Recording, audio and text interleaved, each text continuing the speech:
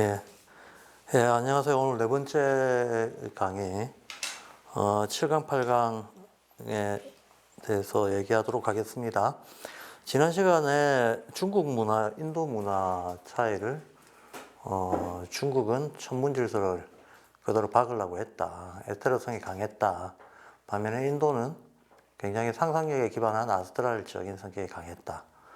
그런 정도 얘기했던 게 이제 동양 문화에 대한 슈타이너 얘기의 핵심이었고요. 그 다음에 또 하나 눈여겨봐야 될 거는, 우리가 알고 있던 신비학 개론이나 아카시아 연대기 같은 거에서 나왔던 고인도 문명부터 해서 페르시아, 이집트라고 9,000년 전 문명부터 슈타이너가 자세하게 묘사했던 그런 문명적인 성격이 중국 문명이라고 지칭을 하고 있죠. 사실은 이제 아시아 문명 전체죠.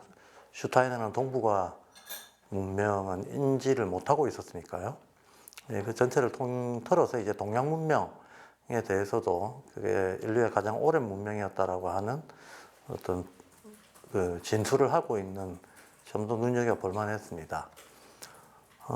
그리고 이제 결국은 요점은 한 개인의 성장 또는 문명의 전환, 또는 뭐 지구의 상태에 어떤 거대한 순환 수준에서의 기후의 변화, 이런 것들이 전부 기본적인 이제 우주적인 법칙 아래에서 이제 보편 원리를 공유하고 움직인다라고 하는 거가 항상 인지학에서는 바탕에 이제 깔려 있는 거죠. 그거를 거시적인데도 미시적인데도 적극적으로 적용하는 그런 의미에서 이제 통합적이고 이론론적인 세계관을 가지고 있다. 그리고 또 지난 시간에 그 슈타이너가 스스로 얘기했듯이 인지학적인 어떤 종교관, 신성에 대한 인식이 천문의 작용을 신성으로 인식했던 동양의 세계관하고 너무나 닮아 있다라고 하는 거는 저희 뭐 양평 아카데미에서는 늘 오랫동안 얘기해왔던 동양학과 인지학의 근본적인 유사성, 이런 거하고 같은 맥락의 얘기를 슈타이너가 육성으로 하고 있다는 걸 확인했다는 점에서 의미가 있었던 것 같습니다. 자, 지난 시간에 원래 6강까지 나가려고 했는데 얘기가 좀 길어져서 6강은 못 나갔고요. 오늘 이제 6강하고 7강에 이어서 음식과 인간의 관계에 대한 겁니다. 그리고 8강은 인간의 이제 발전 내지는 진화라고 하는 개념에 대해서 슈타이너가 인지학적인 관점을 제시하는 내용입니다. 네, 이제 듣고 보면 알겠지만 사실 바로 이런 구체적인 인간 의식과 문화의 변화가 어떤 역동성을 가지고 움직이는가, 이런 점에서 지금 슈타이너가 진술하고 있는 게, 제가 주석을 조금 달아놨습니다만, 이제 동양에서 이해하고 있던 거하고 이제 같은 맥락이다라는 걸 보여주는 주석을 그 자료 8강 속에 좀 달아놨습니다. 그래서 우리가 약간만 관점을 달리해서 보면 이해하기 전혀 어렵지 않고 너무나 당연한 얘기들을 하고 있는 대목이라서 오늘 강의는 그렇게 복잡한 얘기는 없을 것 같습니다. 자, 6강 자료 보겠습니다. 6강 자료를 보면 맨 먼저 이제 다양한 음식이 있는데, 우리가 음식을 먹을 때도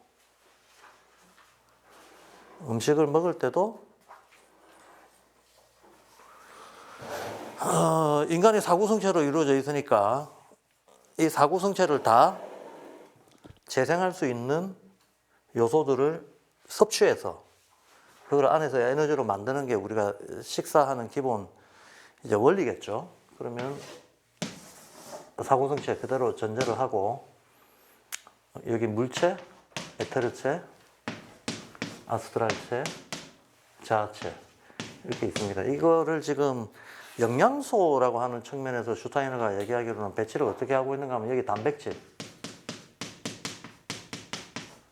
여기 지방, 여기 탄수화물,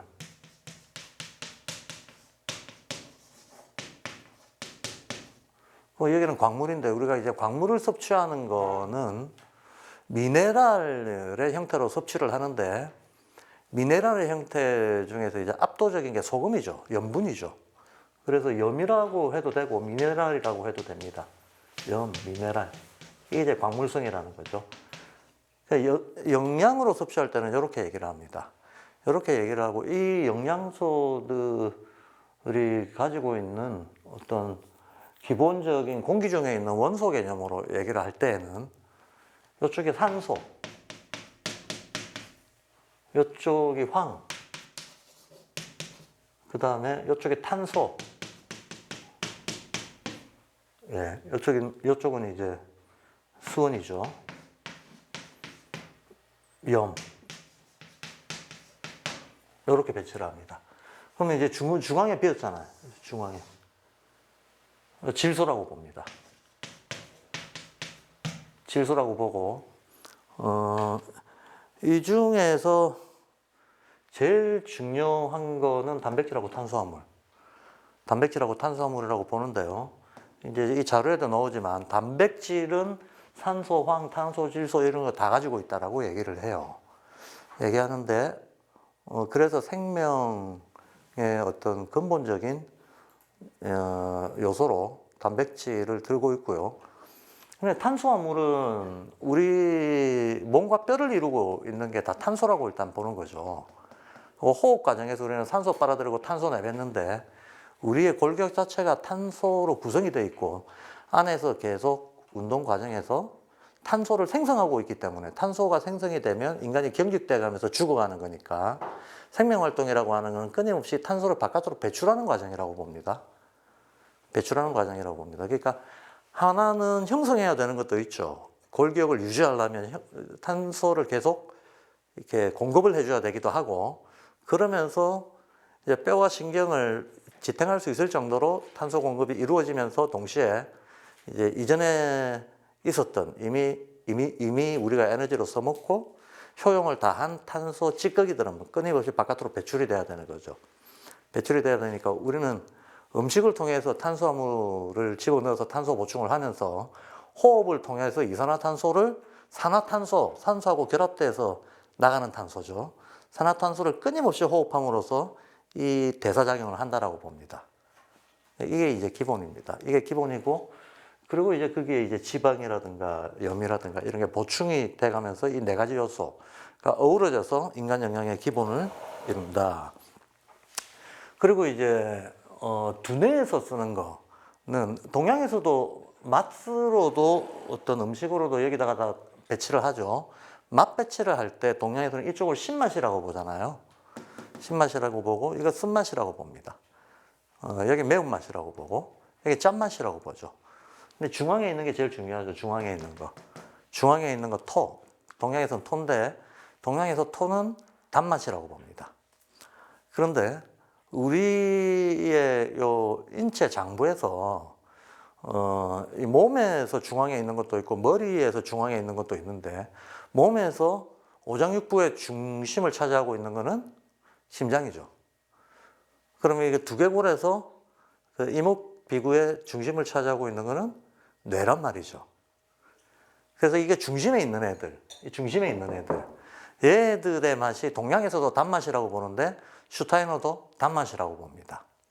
단맛이라고 봐서 결국은 탄수화물도 우리가 탄수화물을 먹지만 탄수화물은 우리 몸에 들어가서 전분으로 바뀐 다음에 어떤 당류로 바뀌어서 심장과 두뇌로 들어가면서 에너지로 쓰인다. 이게 최종 영양의 귀착지다라고 보고 있습니다. 예, 그래서 이렇게 이제 사구성체에 맞춰가지고 영양소와 원소를 배치를 하고, 기본적으로는 요 영양소들이 모자랐을 때, 어떤 과부족이 생겼을 때, 편향이 생겼을 때, 인간한테 어떤 병이 생기는가, 뭐 이런 얘기를 하고 있는 거죠. 그리고 어떻게 보충해야 되는가, 예, 이런 얘기를 하고 있는 게 6장입니다. 그러니까 6강은 음식에 조금 관심이 있었던 분들은 아마 뭐 이 정도는 많이 들어봤지 않았을까 싶습니다. 예. 그래서 6페이지에 보면 지금 금방 첫 문단에 제가 했던 얘기들이 나와 있고요. 두 번째 문단에서 이제 음식 섭취하는 데 있어서 주의점을 좀 얘기를 합니다. 우리가 우리는 광물을 섭취를 해야 되는데 인간은 광물을 소화할 능력이 없다는 거죠. 그러면 미네랄을 소화할 능력이 없다는 거예요. 그러면 이 광물 섭취를 어떻게 하냐 하면 그럼에도 불구하고 인간이 미네랄을 소화를 해야 되는데 광물성 물질들을 인간이 소화 능력이 없다라고 보는 건데 그 소화 능력이 없기 때문에 간접적으로 광물성 물질을 취해야 된다고 봅니다. 간접적으로 광물성 물질을 취하는 방법은 식물 속에서 한번 요리된 거를 인간이 취하면 소화할 수 있다라고 보는 거예요.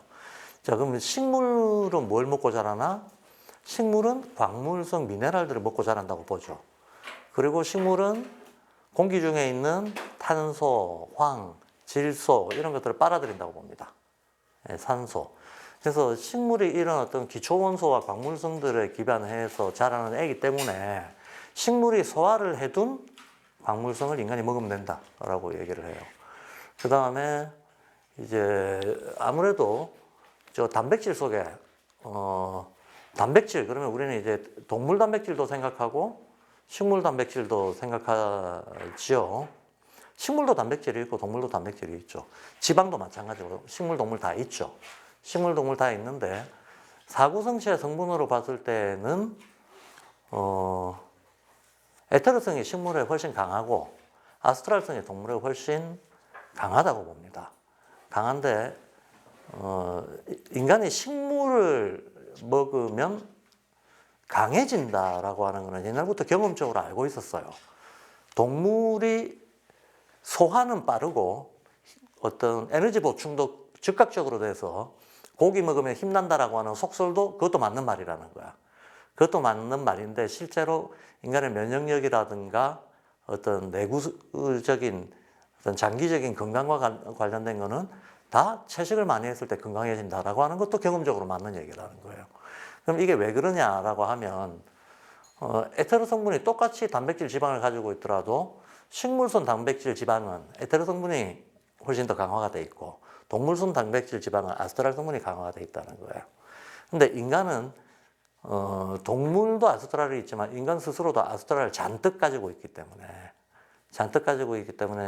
인간은 자기 아스트랄을 외부에서 어떤 음식을 섭취해서 스스로 내부에서 소화 과정, 대사 과정에서 자기 아스트랄을 만들어낼 수가 있는데 동물성 단백질이 들어오게 되면 동물성 단백질 지방이 들어오게 되면 인간이 자기 아스트랄을 만들어내는 이 능력이 저해된다는 거예요. 예. 그러면 이제 관점에 따라서는 이렇게 볼 수가 있죠. 아니 인간이 자기 내에서 자기한테 필요한 어떤 사고성체적인 힘을 만들어내는데 동물이 아스트랄을 많이 가지고 있어서 그게 도움을 받으면 좋지 않냐라고 얘기할 수가 있는데 슈타이너는 이 문제에 대해서 이렇게 얘기합니다. 예컨대 어떤 건축물을 짓는데 1층부터 잘 지어가지고 또박또박 2층, 3층 올려가면 그 건물은 튼튼하다.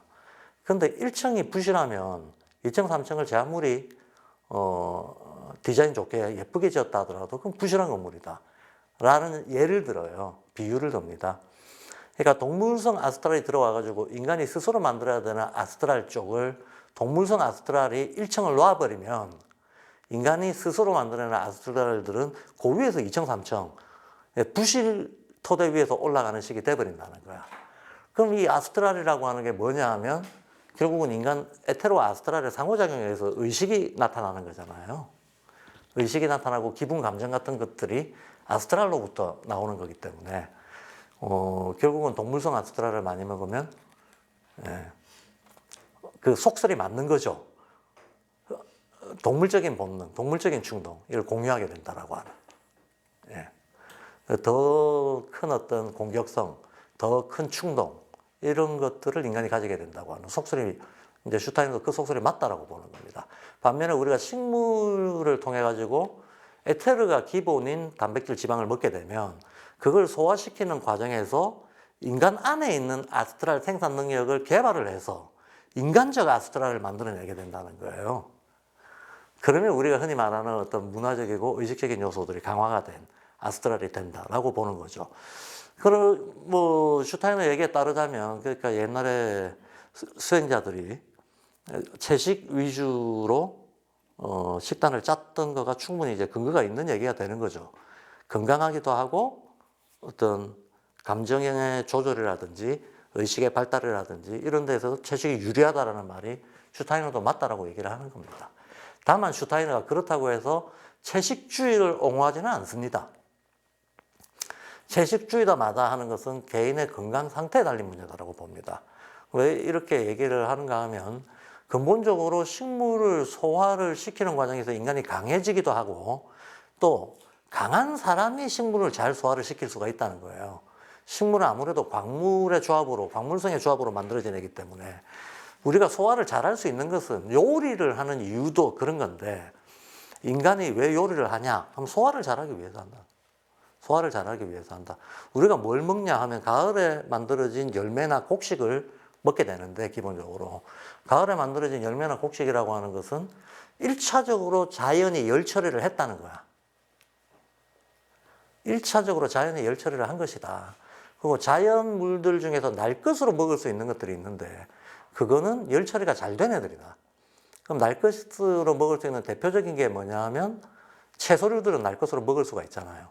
근데 채소류들은 나중에 보시면 알겠지만 식물의 부위하고 관련해 가지고 얘기할 때는 이쪽이 이제 뿌리죠. 뿌리. 이쪽이 줄기. 이쪽이 잎. 피나 꽃.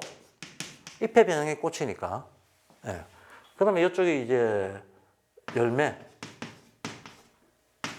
콩물. 이런 게 된다고 보죠. 그러면 지방. 이 아스트라하고 관련된 거고, 이게 황. 이런 것도 동양으로 치면 화기운하고 관련된 거잖아요. 그러니까 화기운하고 관련된 애들. 얘들은 그냥 먹어도 된다. 이게 우리가 먹는 이제 날채소들입니다. 날채소들. 근데 이쪽 분은 그냥 못 먹죠. 줄기 식물 같은 경우에는 서양에서 아예 먹지도 않고, 동양에서는 철회해서 먹습니다만, 줄기뿌리 식물을 먹기는 먹습니다만, 대표적인 줄기뿌리 식물이, 줄기성이 강한 식물이 감자잖아요, 감자. 감자잖아요. 그래서 감자가 소화가 잘 안 된다고 얘기를 하는 겁니다. 당근하고 감자하고 차이는 이쪽이 감자, 이쪽이 당근. 이렇게 되는 거죠. 자, 그래서 어쨌든 이쪽 것들은 날 것으로 먹을 수가 있다. 나머지 것들은 익혀 먹어야 된다. 익혀 먹는 게 기본인데, 이제 그 중에서 먹는 게 우리가 요건데, 요거는 여기서 여기 이제 수기운부터 시작해가지고 동양으로 치면 목기운, 화기운을 거쳐가지고 자연에서 한번 열이 극대화됐다가 이게 다시 압축되면서 굳어진 거, 금기운에 의해서 수렴되고 굳어진 거. 이게 열매나 과실이나 곡물이나 이런 것들이라는 거거든요.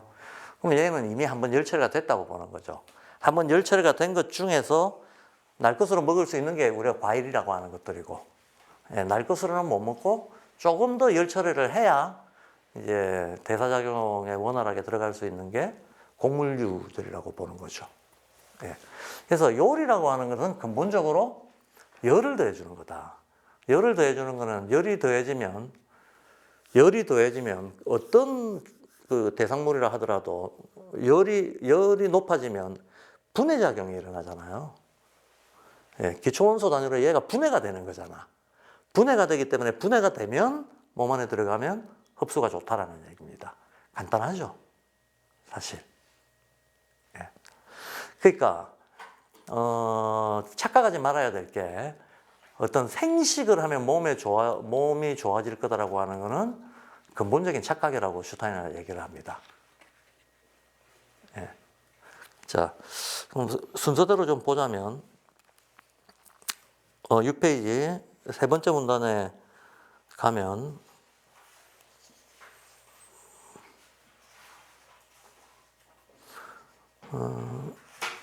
인간의 삶의 가장 중요한 두 가지가 수액과 피라고 얘기를 하고 있습니다.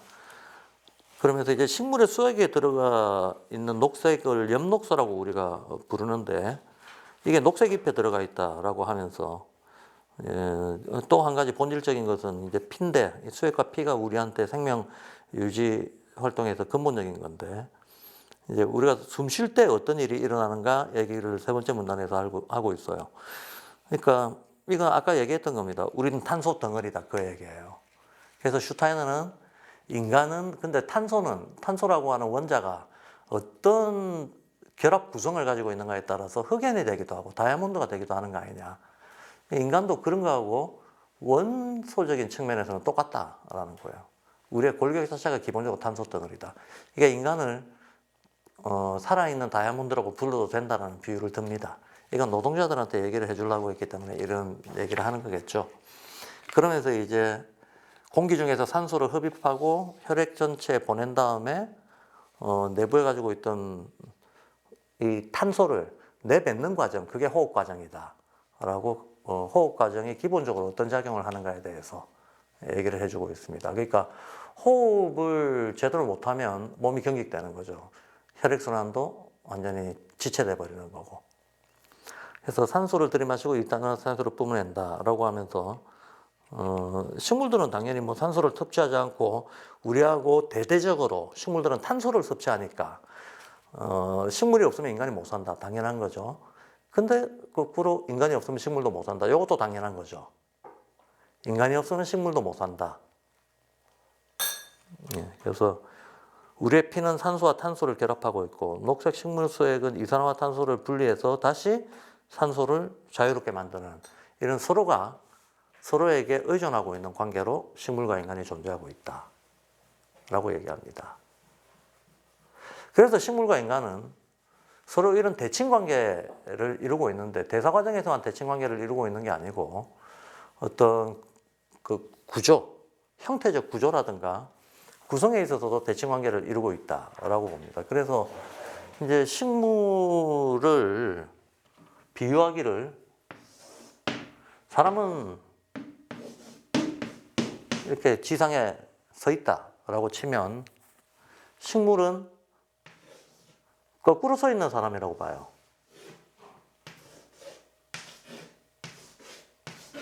이게 식물이다. 네, 거꾸로 서 있는 사람과 같은 거다. 이게 식물이다. 말하자면 식물의 머리는 우리가 뿌리라고 얘기하는 것들이고 식물의 몸통은 줄기라고 얘기하는 것들이다라는 거예요. 예.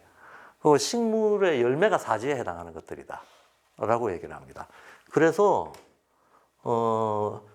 식물과 인간이 호흡에서만 서로 대칭 대대 관계를 이루고 있는 게 아니고 어떤 영양을 섭취할 때 우리가 식물을 통해서 영양을 섭취할 때 기능하는 부위도 그런 관계를 이루고 있다는 거야. 그래서 식물의 뿌리를 먹으면 사람의 머리로 간다 이렇게 얘기를 하는 겁니다. 그럼 식물의 마지막 열매를 먹으면 이 열매들은 이걸 활성화시켜 준다라고 보는 거예요. 예, 복부, 사지 이쪽을 활성화시켜 준다. 그럼 중간 부분을 먹으면 중간으로 간다. 가슴 부위를 활성화시켜 준다가 되는 겁니다. 그래서 여기 지금 자료에 보면 립, 블라썸 프루트라고 돼 있잖아요. 블라썸 프루트가 맨 위에 이제 로어 바디라고 돼 있는데 로어 바디가 복부이기도 하고 사지이기도 해요. 우리가 머리, 가슴, 사지라고 얘기를 할 때 팔다리하고 복부하고는 연장된 같은 기관으로 슈타인은 보고 있습니다. 이거 잘 기억해야 됩니다. 그래서 어떤 경우에는 머리, 가슴, 사지라고 할 때 그게 진짜 팔다리를 얘기하는 게 아니라 오장육부의 소화 기능을 얘기하는 맥락에서 얘기할 때가 많이 있거든요. 예. 그거는 이건 같이 가는 거로 보고 있다라고 하는 걸 알면 별 문제가 안 됩니다. 그래서 식물의 중간 부분은 가슴 부위라고 하는 건 호흡계입니다. 호흡계. 예. 가슴 부위, 어디를 가슴 부위라고 하는가 하면 심장하고 배, 호흡을 관장하는 이쪽을 가슴 부위라고 합니다. 복부는 소화를 관장하는 걸 얘기하는 거예요. 그래서 결국 우리가 세계와 어떤 대사작용을 한다라고 했을 때는 동양에서도 똑같이 얘기합니다만 청기는 호흡을 통해서 지기는 음식을 통해서라고 하잖아요. 그러면 음식을 먹으면 소화를 하는 거고 공기를 마시는 건 호흡을 하는 거니까 가슴은 청기하고 호흡하는 거고 그죠? 네, 배는 지게하고 소화작용을 통해서 서로 주고받는 거고 이런 관계에 있다는 거죠. 그래서 식물은 거꾸로 서 있는 인간 같은 존재라서 각 부위의 기능도 이런 식으로 대칭적으로 연결이 된다. 이렇게 원리적으로 알아두면 헷갈릴 일이 전혀 없습니다.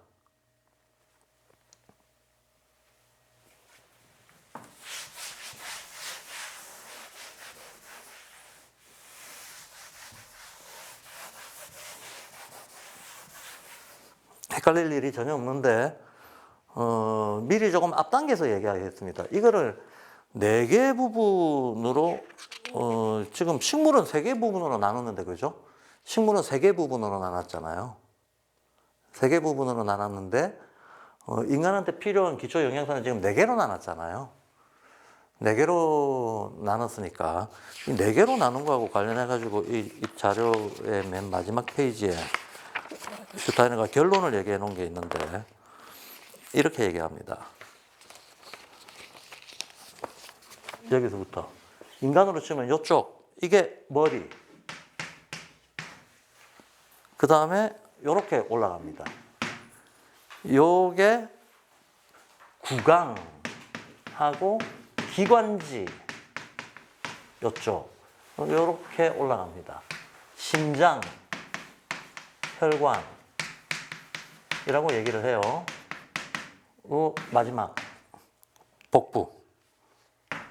복부라고 얘기하는데 제가 아까 복부는 사지하고 같이 가야 된다고 그랬잖아요. 이렇게 돼요.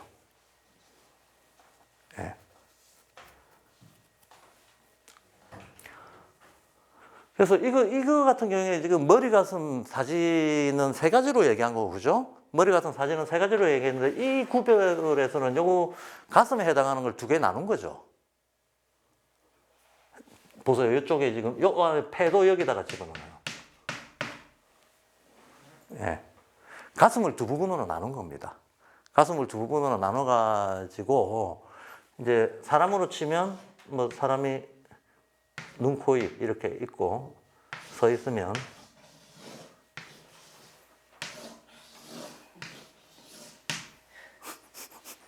머리 위에서부터 머리 요쪽 부분, 요 기관, 이 호흡하는 부분 요쪽을 여기라고 본 거예요. 구강, 기관지, 폐 이게 들어간다고 보는 거예요. 구강까지, 구강, 기관지. 그래서 약간 가슴 상단을 하나 배정을 한 거죠. 탄수화물에다가. 그래서 여기가 기관지, 그 다음에 폐가 여기 들어가고, 이제 여기 심장을 중간에 넣고, 심장은 주로 혈관하고 또 연결되어 있다라고 하고, 마지막으로 이제 복부사지 같이, 복부사지. 이렇게 4개로 나눌 때는 이렇게 나눕니다. 4개로 나눌 때는 이렇게 나눠서, 아까 제가 식물 같은 경우에는 식물의 뿌리는 이쪽이다 그랬잖아요. 뿌리는 이쪽이다. 이쪽은 줄기다 그랬잖아요. 여기는 잎이다 그랬잖아요. 이거 열매다, 곡물이다 그랬잖아요. 그러면 이게 곡물은 탄수화물을 담고 있고 탄수화물만 담고 있는 게 아니고 이 단백질 덩어리가 열 처리돼 가지고 이쪽으로 들어온다라고 보거든요. 그러니까 이쪽은 탄수화물도 있고 단백질도 있죠. 단백질도 있어요. 이쪽 단백질은 이 자체를 못 먹으니까 우리가 이쪽에 있던 단백질이 익으면서 탄수화물과 단백질을 같이 가지고 있다고 봐요. 그래서 주로 단백질은 과일에 많이 있고 과실에 많이 있고 과실에 단백질류가 많이 있고 과일 단백질을 굉장히 중요하게 슈타이너가 얘기합니다. 그 다음에 곡물에는 탄수화물이 상대적으로 더 많다. 근데 곡물에도 단백질이 있죠.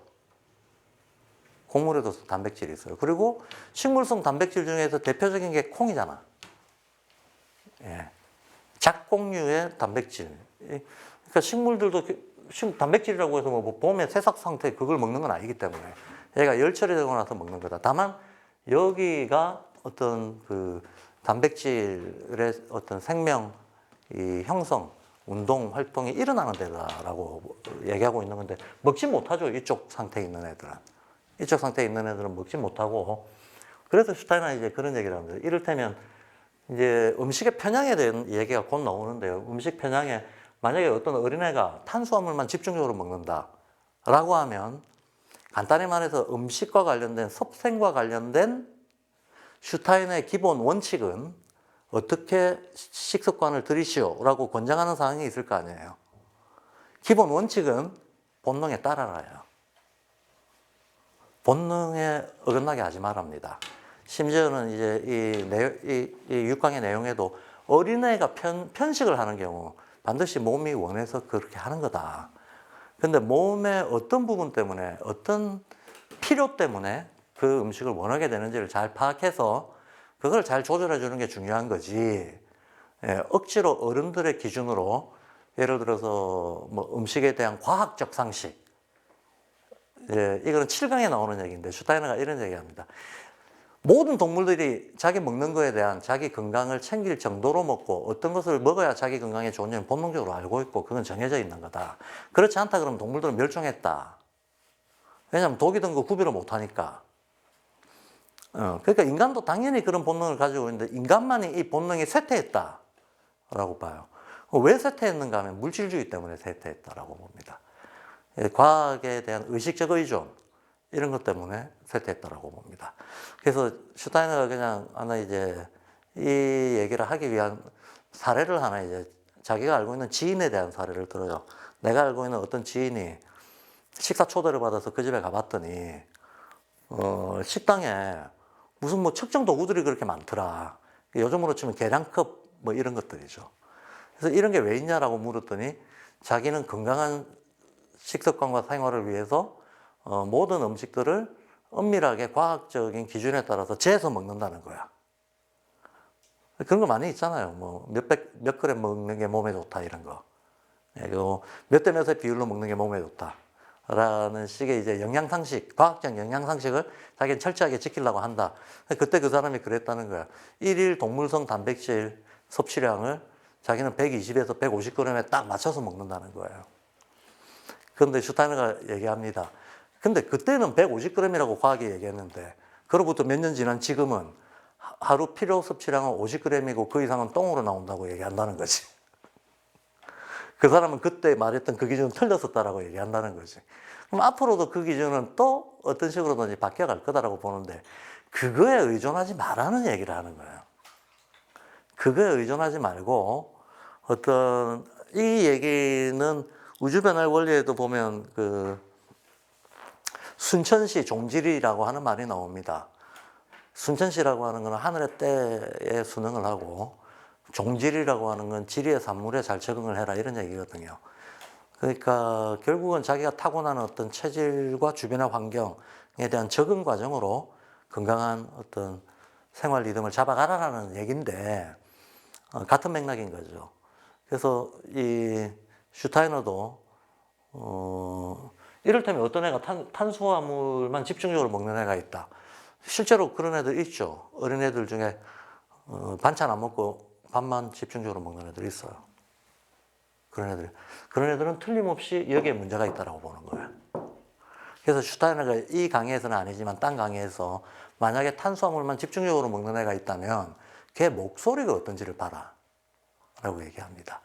틀림없이 목소리가 보통의 그 나이 때 발달 정도에 있는 애들의 목소리보다 떠 있을 거다. 이게 떠 있다라는 얘기는 소리라고 하는 그 장부에서부터 올라오는 거기 때문에 복압으로 잡아줘야 되는데 적정한 압력을 못하고 그냥 튀어나오듯이 이렇게 튀어나온다는 거는 몸 안에서 골격이 탄소 덩어리라 그랬잖아요. 이게 동양으로 치면 근기운이잖아. 잡아주는 역할을 하는데 이 힘이 약하니까 소리가 뜬다는 거야. 그래서 음색이 굉장히 떠 있을 거다, 톤이. 이렇게 얘기를 합니다. 그래서 저는 그걸 어떤 문헌에서 본 적이 있었는데 양평학교에 있었던 학생을 통해서 실제로 그런 학생을 봤어요. 밥만 먹어. 거의 밥만 집중적으로 8대2나 9대1 정도로 먹어요.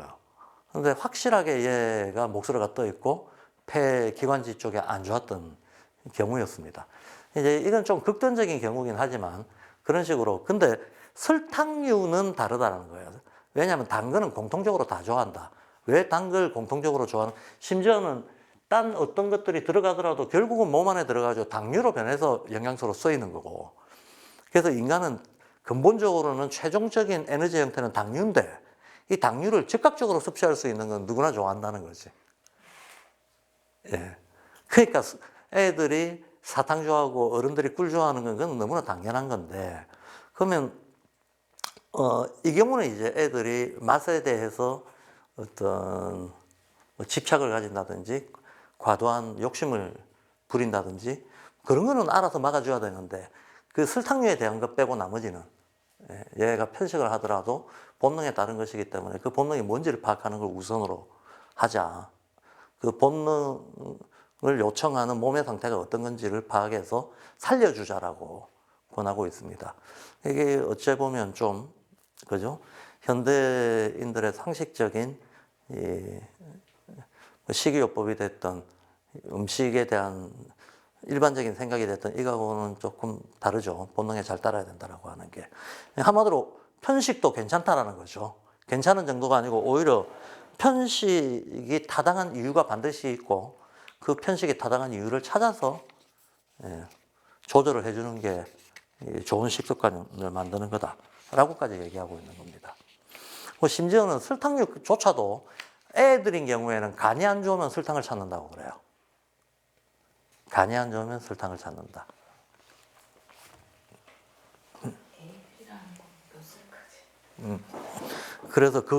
그래서 실제로 간 안 좋은 사람한테는 설탕이 치료제로도 쓰일 정도이기 때문에 그런 경우가 아닌가 하는 것도 살펴봐야 된다라고 얘기를 합니다. 자, 그다음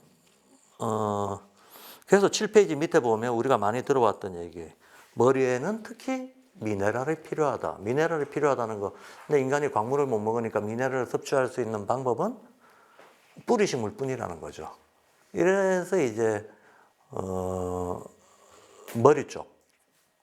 근데 머리만 그런 게 아니죠. 머리만 그런 게 아니고 머리가 우리 몸의 골격을 대표하는 거잖아요.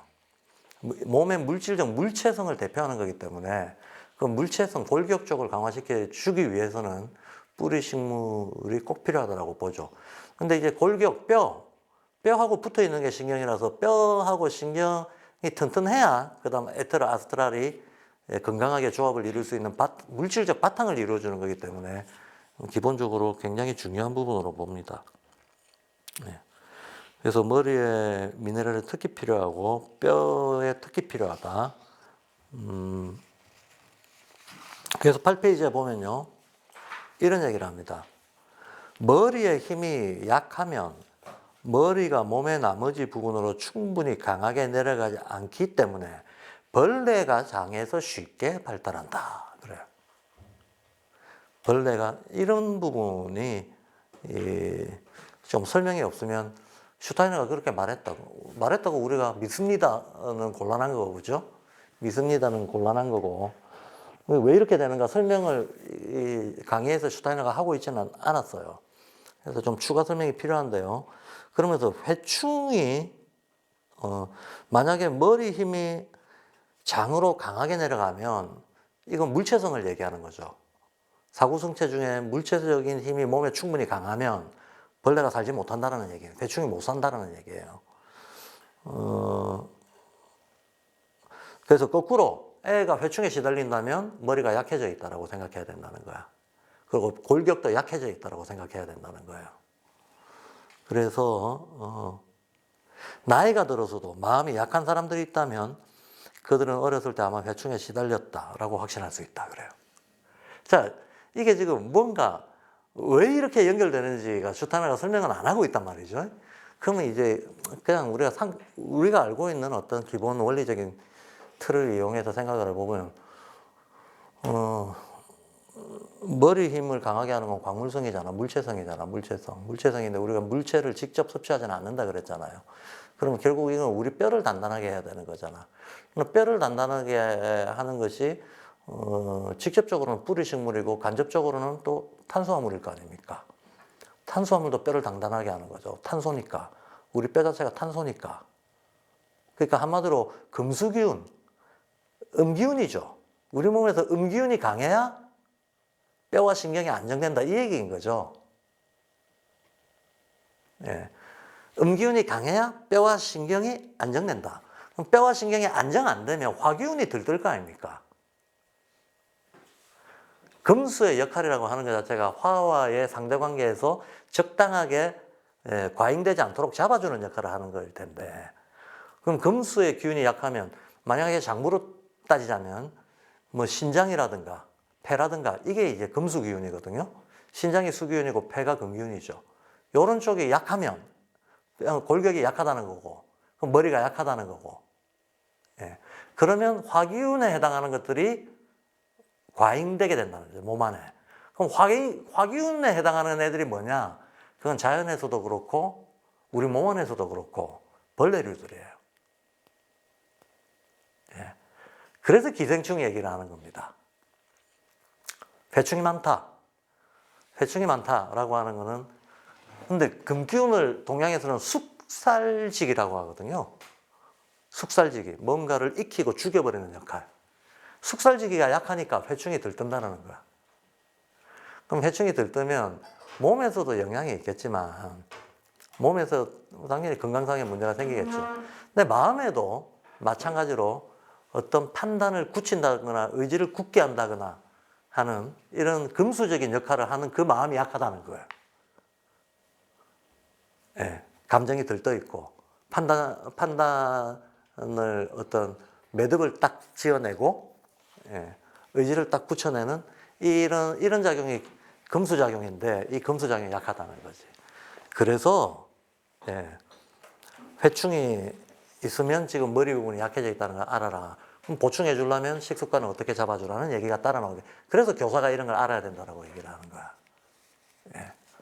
회충에 시달리는 애들이 있으면 얘들은 감정기복에도 시달릴 거라고 보는 거지. 뿐만 아니라 기억력도 그다지 좋지 않을 거라고 보는 거지. 결단력, 기억력, 의지력 이런 부분들이 좋지 않을 거라고 보는 거예요.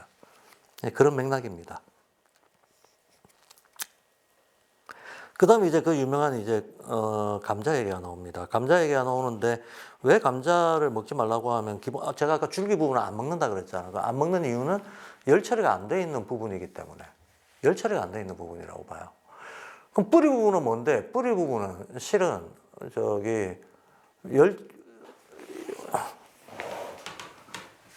여기서부터 시작하는 거로 보면 오히려 이렇게 내려와 보면 뿌리 부분은 그야말로 열 처리가 훨씬 많이 된 부분이라고 봐요.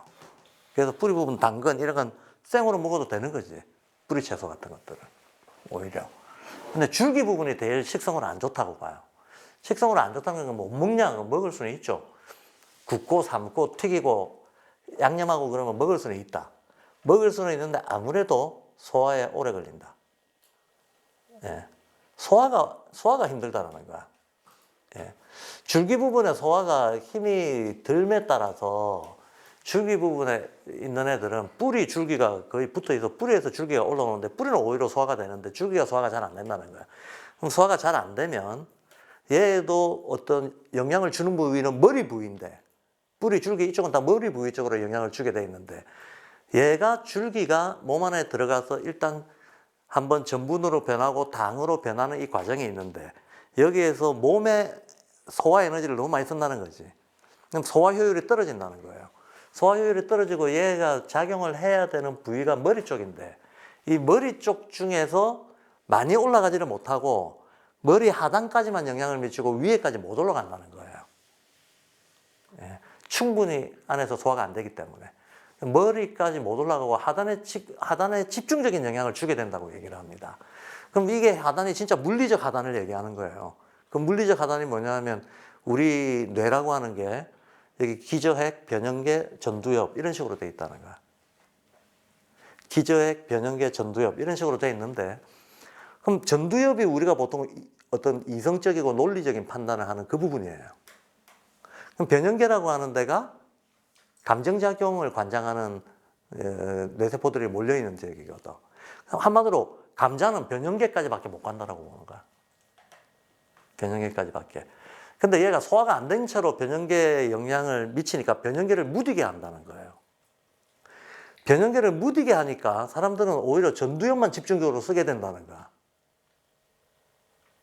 그럼 전두엽을 집중적으로 쓰게 된다는 것은 이성적이고 논리적인 쪽으로 편향성이 생긴다는 얘기예요. 그 편향성이 생긴 결과 이기주의자가 된다, 물질주의자가 된다는 얘기를 합니다. 그래서 감자 먹으면 이기주의, 물질주의 된다라고 하는, 이게 결론에 이르기까지 어떤 그 설명의 과정이 금방 말씀드린 소화 문제부터 시작해서 뇌 아랫부분으로까지밖에 영향을 못 준다. 그래서 결과적으로 그렇게 된다라고 얘기를 해서 감자 많이 먹지 마라라고 하는 얘기가 나오게 됐다. 근데 우리는 이제 이 문제도 조금 이제 또 봐야 되는 거죠. 모든 게 다 그렇지만 질의 문제도 있고 양의 문제도 있고 항상 같이 봐야 되는 거잖아요. 서구에서 슈타이너가 특별하게 감자 많이 먹지 마라라고 했던 이유가 있는 거죠.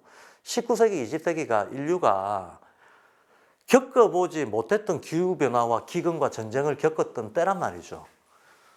그 서구 사회, 특히 유럽 사회는 대기근이 들어가가지고 그것 때문에 프랑스 혁명도 기근 때문에 일어났다는 썰이죠. 썰이 아니라 거의 정설이지 뭐. 대기근이 실제로 영향을 많이 미쳤죠. 그 과정에서 기근을 구제하기 위한 구황작물들이 이제 쭉 도입이 되게 되고, 구황작물 중에 가장 대표적인 게 감자였죠. 예. 그래서 감자를 주식으로 먹는 수준으로 먹었다는 거예요. 감자를 주식으로 먹는 수준으로 먹었다. 그 정도로 먹다 보니까 말 그대로 생리적인, 의식적인 영향을 줄 만큼이나 됐다는 거야. 근데 또 19세기, 20세기에 가장 문제가 됐다는 거는 그 어린애들한테 문제가 됐던 것도 그 뇌부종 같은 거였잖아요. 뇌부종 같은 거.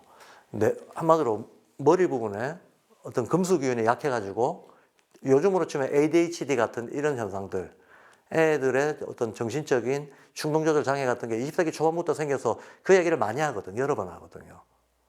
근데 그 현상하고 인류가 어떤 새로운 기계기술의 발달 앞에서 세계대전을 일으키는 현상하고 슈타이너는 시대적으로 같은 맥락으로 보는 거예요. 인간들이 이기주의, 물질주의 발달하고 감정 충동 조절 기능은 떨어지고 유럽 문명 자체가 이런 분위기로 빠져드는 게 감자 중심의 식습관에 일부 영향이 있다라고 본 거죠. 그래서 우리가 감자 먹지 마라라고 하는 얘기는 주식으로 먹지 마라 정도라고 하는 것도 문명의 어떤 이런 성격을 일으킬 정도의 양으로 먹지 마라. 이게 그 얘기했을 때는 우리가 지금 밥 먹는 것보다 감자를 더 많이 먹었다는 거예요. 예. 그거에 대한 일종의 시대적인 경고로 이런 얘기가 나왔다. 그리고 지금 어떤 그 뿌리식물이 결국 뿌리식물의 문제가 아니고 우리 내면의 이 기계 문명, 뭐 산업혁명 이후의 기술 문명, 물질주의 이런 게 발달하면서 한편으로는 물질주의가 발달하는데 감정적으로는 아스트랄이 폭발하는 방식으로 이게 부작용을 일으킨다고 봤고, 이 아스트랄 과잉, 즉 감정 충동 조절 과잉, 조절이 안 되는 거, 이거를 좀 문화적으로 이렇게 조절할 수 있으려면, 좀 이걸 톤다운 시킬 수 있으려면 식습관에서는 뿌리식물 같은 것들을 많이 권장하게 되는 거지. 이런 역사적 맥락이 있었던 거죠. 역사적 맥락이 있었던 건데, 우리가 감자 먹는 거는 제철 때 삶은 감자 몇 알 먹고 평소에 반찬으로 조금 먹고 그런 정도 아닌가? 그러니까 이런 거를 먹으라 먹지 말아라고 하는 맥락이 아니다라는 거야. 이해가 되시죠? 예. 이런 정도 이것저것 다 섭취하는 것 중에 하나로서 감자를 일부 섭취하는 걸 가지고 문제 삼았던 게 아니고, 하나의 시대병이라고 봤던 것 속에 어떤 주식이 바뀐 거, 기근에 의해서 주식이 바뀐 상황이 큰 영향을 미쳤다라고 보고 그거에 대해서 경고를 하는 그런 맥락이었다. 그래서 제가 이 말씀을 굳이 드리는 이유는 하도 발도르프에서 감자 먹지 말자가 하나의 터부처럼 돼 있어서 맥락을 이해하고 먹었다고 해서 그걸 큰일 난 것처럼 생각하는 건 좀 곤란하지 않냐 말씀을 드리는 겁니다. 자, 그 다음, 그래서 감자 얘기는 이제 그 얘기입니다. 그래서 결국은 감자도 탄수화물 전분인데 감자보다 훨씬 더 좋은 어떤 탄수화물 제공해 주는 것들이 많지 않냐. 밀이라든가 호밀이라든가 이런 곡물 탄수화물을 통해서 몸에 탄수화물 제공하는 게 훨씬 낫다. 곡물을 권하는 겁니다. 감자 대신 곡물을 먹어라. 예. 그러면서 이제 아까 말씀드렸던 요리에 대해서 9페이지에 얘기가 나옵니다. 곡식을 익히면, 즉 따뜻해지면 이 분해력에 의해 가지고 소화 흡수에 영향을 준다라고 얘기하면서 그 다음에 생식에 대한 얘기를 하는 거죠. 그래서 생식을 어떤 이유로든지 간에 과학적인 이유가 됐던 영양과 관련된 물질주의 과학에서 권장하는 게 됐던 뭐 어떤 미신이 권장하는 게 됐던 생식을 먹고 사는 사람은 몸을 혹사시키는 거다. 소화 과정이 너무 길다라는 얘기예요. 몸을 혹사시키는. 우리가 날 것으로 먹을 수 있는 것은 오로지 황이 많이 함유되어 있어서 지방 성분이 높은 잎채소. 예. 그것만 인간이 먹을 수 있는 날 것이다 라고 봅니다. 동물의 지방은 또 인간의 몸속으로 들어가지도 못한다 그래요. 흡수가 안 된다 라고 합니다.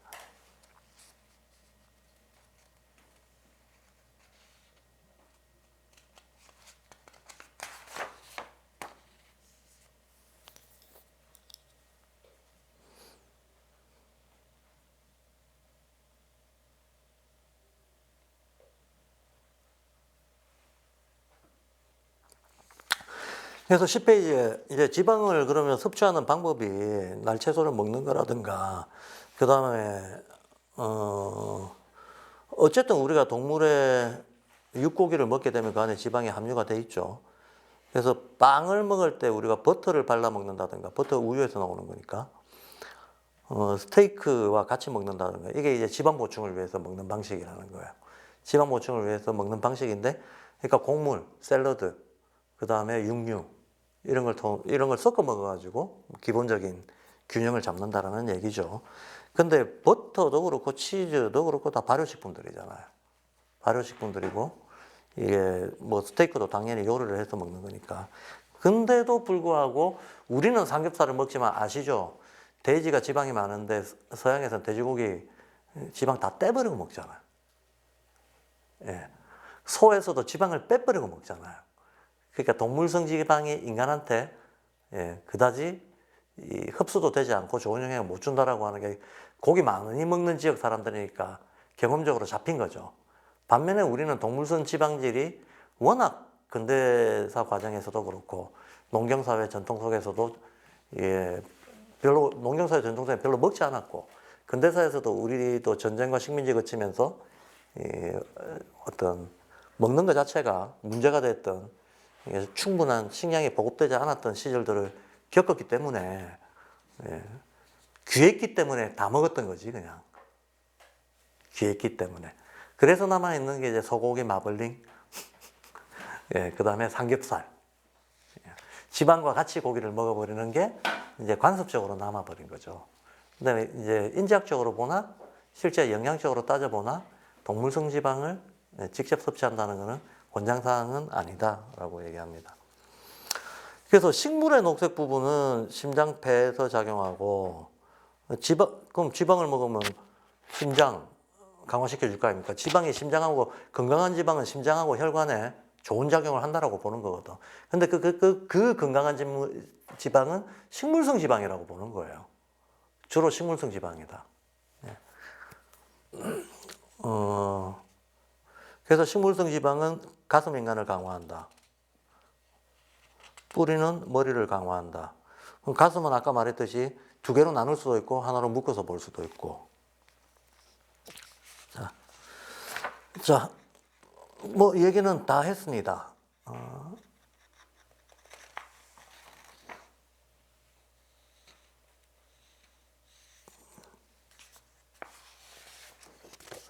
그래서 11페이지에 가면 아까 제가 얘기했던 얘기하고, 그 다음에 이제 이게 채식주의에 대해서 조금 더 얘기가 나오는데, 그럼에도 불구하고 이제 슈타이너가 채식주의를 나는 고집하지 않는다라고 명시적으로 얘기를 합니다. 명시적으로 얘기하는 이유는 우리가 식물 채식을 통해 가지고 음식물을 섭취했을 때 인간은 소화 과정에서 자기 스스로의 아스트랄을 스스로 만들어내야 되고 그 과정이 인간을 강하게 만든다라고 봅니다. 그 과정이 인간을 강하고 이제 튼튼하게 만들어주는 거긴 한데 신체적으로 소화력이 애초에 약해가지고 애초에 약한 사람들은 흡수가 빠른 거는 식물이 아니고 동물이라는 게 명백하다는 거예요. 그래서 식물로부터 단백질, 지방 이런 걸 자기 걸로 전환시켜낼 그런 어떤 내적인 힘이 약한 사람들, 이 사람들한테는 동물성이 불가피하다고 봐요.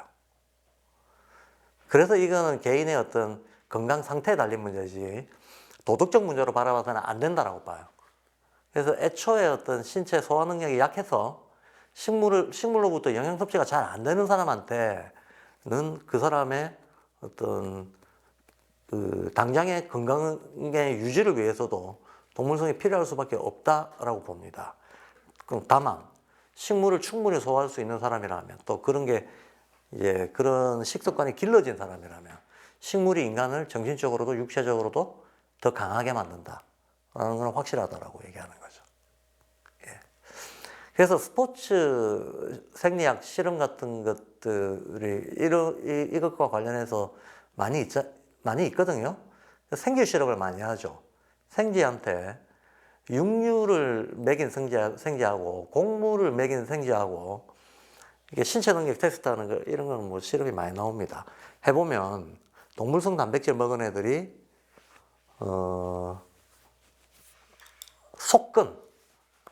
속근이 발달한다 그래요. 속근이라고 하는 게 빠르게 움직이는 거죠.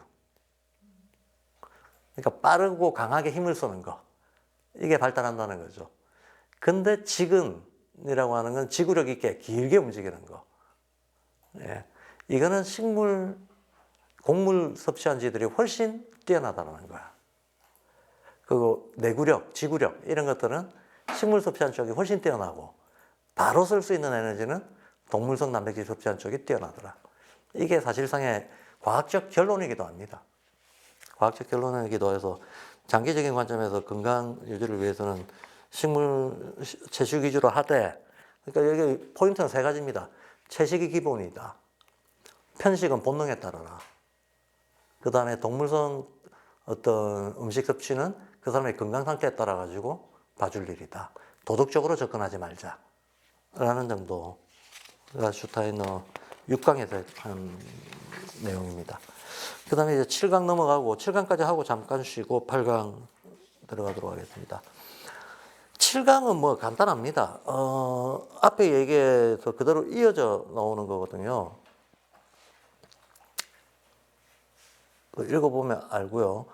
그러면 이제 우리가 주로 채식을 해야 되는데, 그럼 채식을 할 때 우리가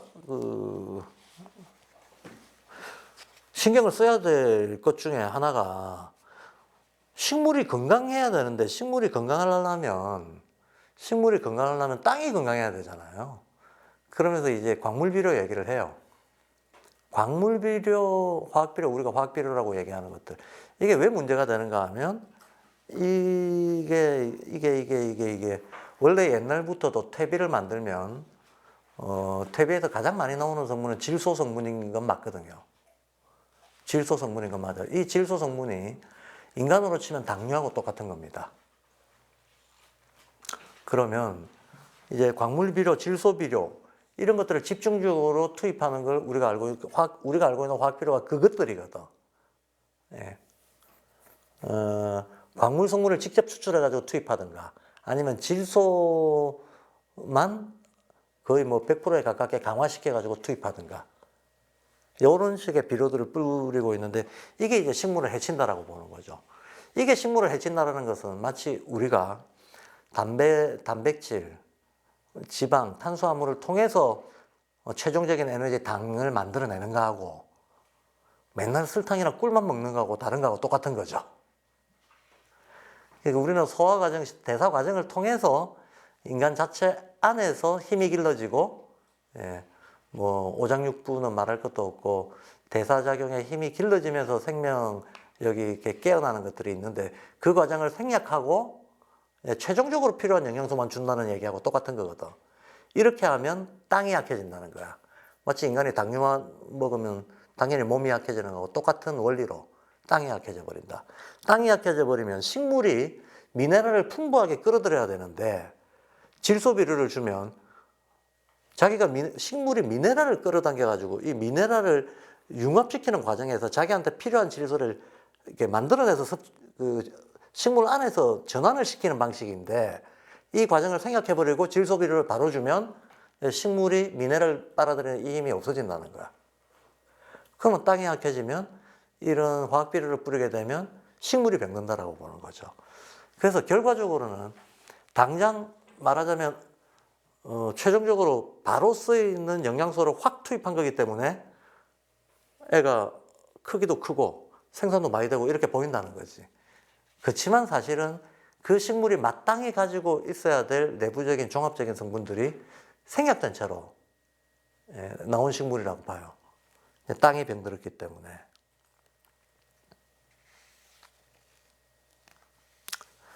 자, 뭐 그런 얘기를 하고 감자 문제를 한 번 더 얘기를 하고 있습니다. 그래서 탄수화물을 곡물을 통해 가지고 탄수화물을 섭취를 해야지 감자를 통해서 섭취를 하게 되면 아까 말했듯이 결국 폐에 안 좋은 영향을 준다라고 해서 폐 심장이 약해진다. 그러면서 폐결핵 문제까지 얘기를 해요. 감자 식단이 폐결핵 유행하고도 아주 밀접한 관련이 있다. 감자 식단이 유행하기 전까지 유럽에서 폐결핵이 거의 없었다라고 얘기합니다. 그런데 감자 식단이 일상화되고 나서부터는 폐결핵이 가장 흔한 질병이 됐다는 거예요.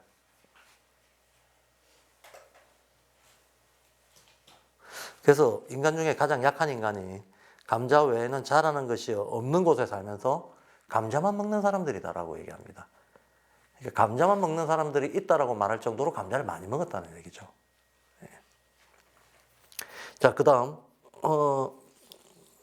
7강 1페이지에 나온 얘기 중에 어떤 질문자가 이런 얘기를 합니다. 50대에 동맥경화로 건강을 잃은 사람이 있는데 7, 80대에 활기가 살아났다. 이게 무슨 이유인가? 우리 아버지다. 그렇게 얘기를 해요. 우리 아버지가 50대 때 동맥경화 때문에 고생했는데 7, 80대 활기가 살아났다라고 얘기를 하니까 슈타이너가 우리로 치면 어차피 인간의 어떤 인체의 이 생리작용의 과정을 어느 정도 알아야 할 수 있는 얘기들을 소개를 합니다. 그러면서 근데 슈타이너는 이 아버지를 본 적이 없단 말이야. 근데 이 질문을 한 사람은 괴테아눔의 노동자였거든요. 그러니까 이제 이렇게 얘기를 합니다. 아버지 건강은 내가 모르겠지만 내가 당신은 아는데 당신이 옛날에 근초열로 고생했지 않았냐 그래요. 근초열이 뭐냐면 알레르기예요. 알레르기 반응 같은 것들을 얘기하는 겁니다.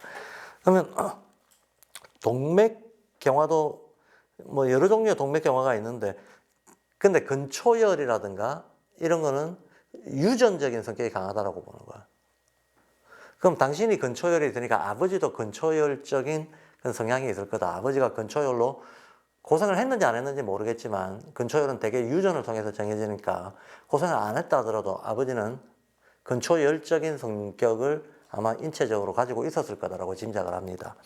그러면서 동맥경화하고 근초열은 서로 상반된 작용을 한다는 거예요. 상반된 작용에서 온다는 거야.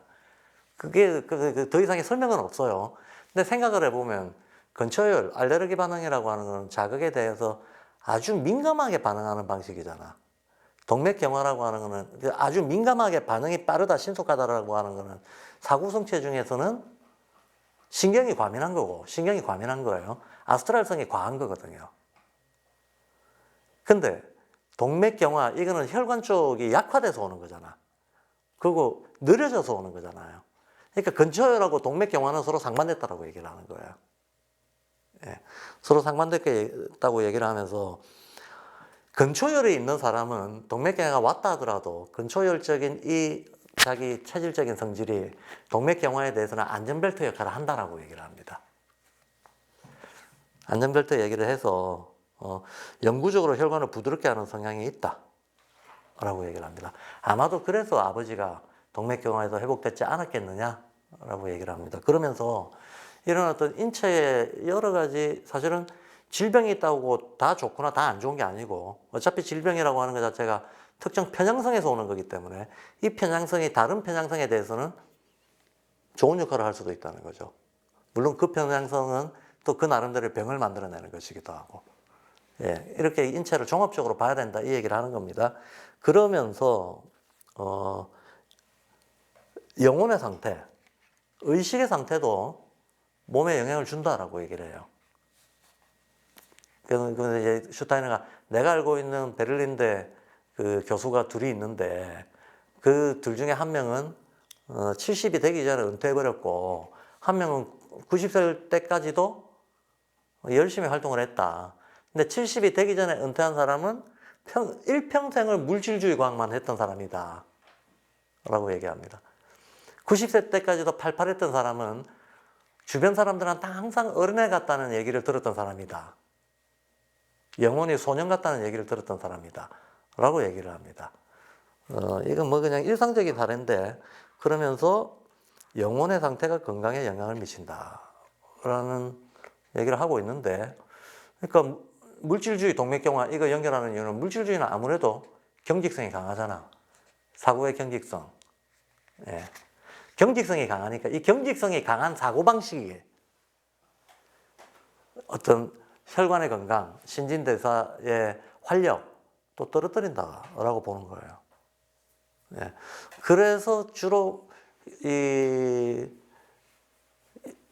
대사 과정, 그것이 혈액이 됐든 소화가 됐든 대사 과정이 약한 이런 게 논리적으로 이성적으로 생각 많이 하고 이런 거 특히나 유물론적으로 생각하고 이런 거하고 관련이 되어 있다고 보는 거야. 근데 이제 이게 과연 관련이 있겠는가라고 하면 뭐 비슷한 맥락이 훨씬 더 자세하게 얘기하고 있는 게 동의수세보원 중에 이런 단락이 있어서 제가 인용을 해뒀습니다. 동의수세보원에 보면 이런 얘기를 해요. 자주 성내고 노하면 허리 옆구리가 압박돼가지고 영향을 받는데 그러면 허리 옆구리에 간이 붙어 있는데 이게 자꾸 압박되고 영향받으면 간이 상하겠냐 안 상하겠냐 이런 얘기를 해요. 그러니까 인간이 애성노정이라고 그럽니다. 애성노정이 크면 슬퍼하고 화내는 성질 이게 크면 간이 다친다라는 얘기죠.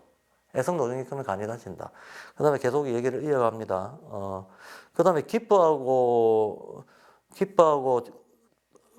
금방 또 좋아했다가 금방 기쁨을 거뒀다가 이렇게 변덕이 심한 성격 같은 경우에는 가슴과 겨드랑이가 넓어졌다 좁아졌다 한다. 이게 무슨 말인가 하면 보세요. 하하하 하면 저절로 넓어져요. 그러다가 우울해지면 저절로 좁아지거든. 이게 급박하게 된다는 거야. 이게 급박하게 되면 가슴 겨드랑이에 비가 붙어 있는데 이게 안정되지 못하면 비가 안 상하겠냐라고 얘기합니다. 그러니까 우리가 어떤 감정 상태에 있는가에 따라서 우리도 모르게 무의식적으로 움직이는 신체 부위가 있다는 얘기예요. 그리고 그 신체 부위에 붙어 있는 장부가 그 자극에 영향을 받아서 상한다라는 얘기를 하는 겁니다. 그럼 이게 결론은 뭡니까? 이 사람의 성정이 이 사람의 어떤 생리적 취약점으로 연결된다라는 얘기야. 여기 보면 맨 처음에 나왔던 자주 성내고 노함을 참으면 이게 태양인에 대한 얘기거든요. 애성노정. 그럼 태양인은 허리와 옆구리가 압박되어 간이 상한다. 허리와 옆구리도 아프다는 거예요. 그래서 태양인은 요척이 상한다 그렇게 얘기하고 그래서 제가 오늘 반성했습니다. 내가 나의 애성노정을 이렇게 순환시키지 못해서 천벌을 받았구나. 제가 요즘 허리가 안 좋아서 좀 고생을 하거든요.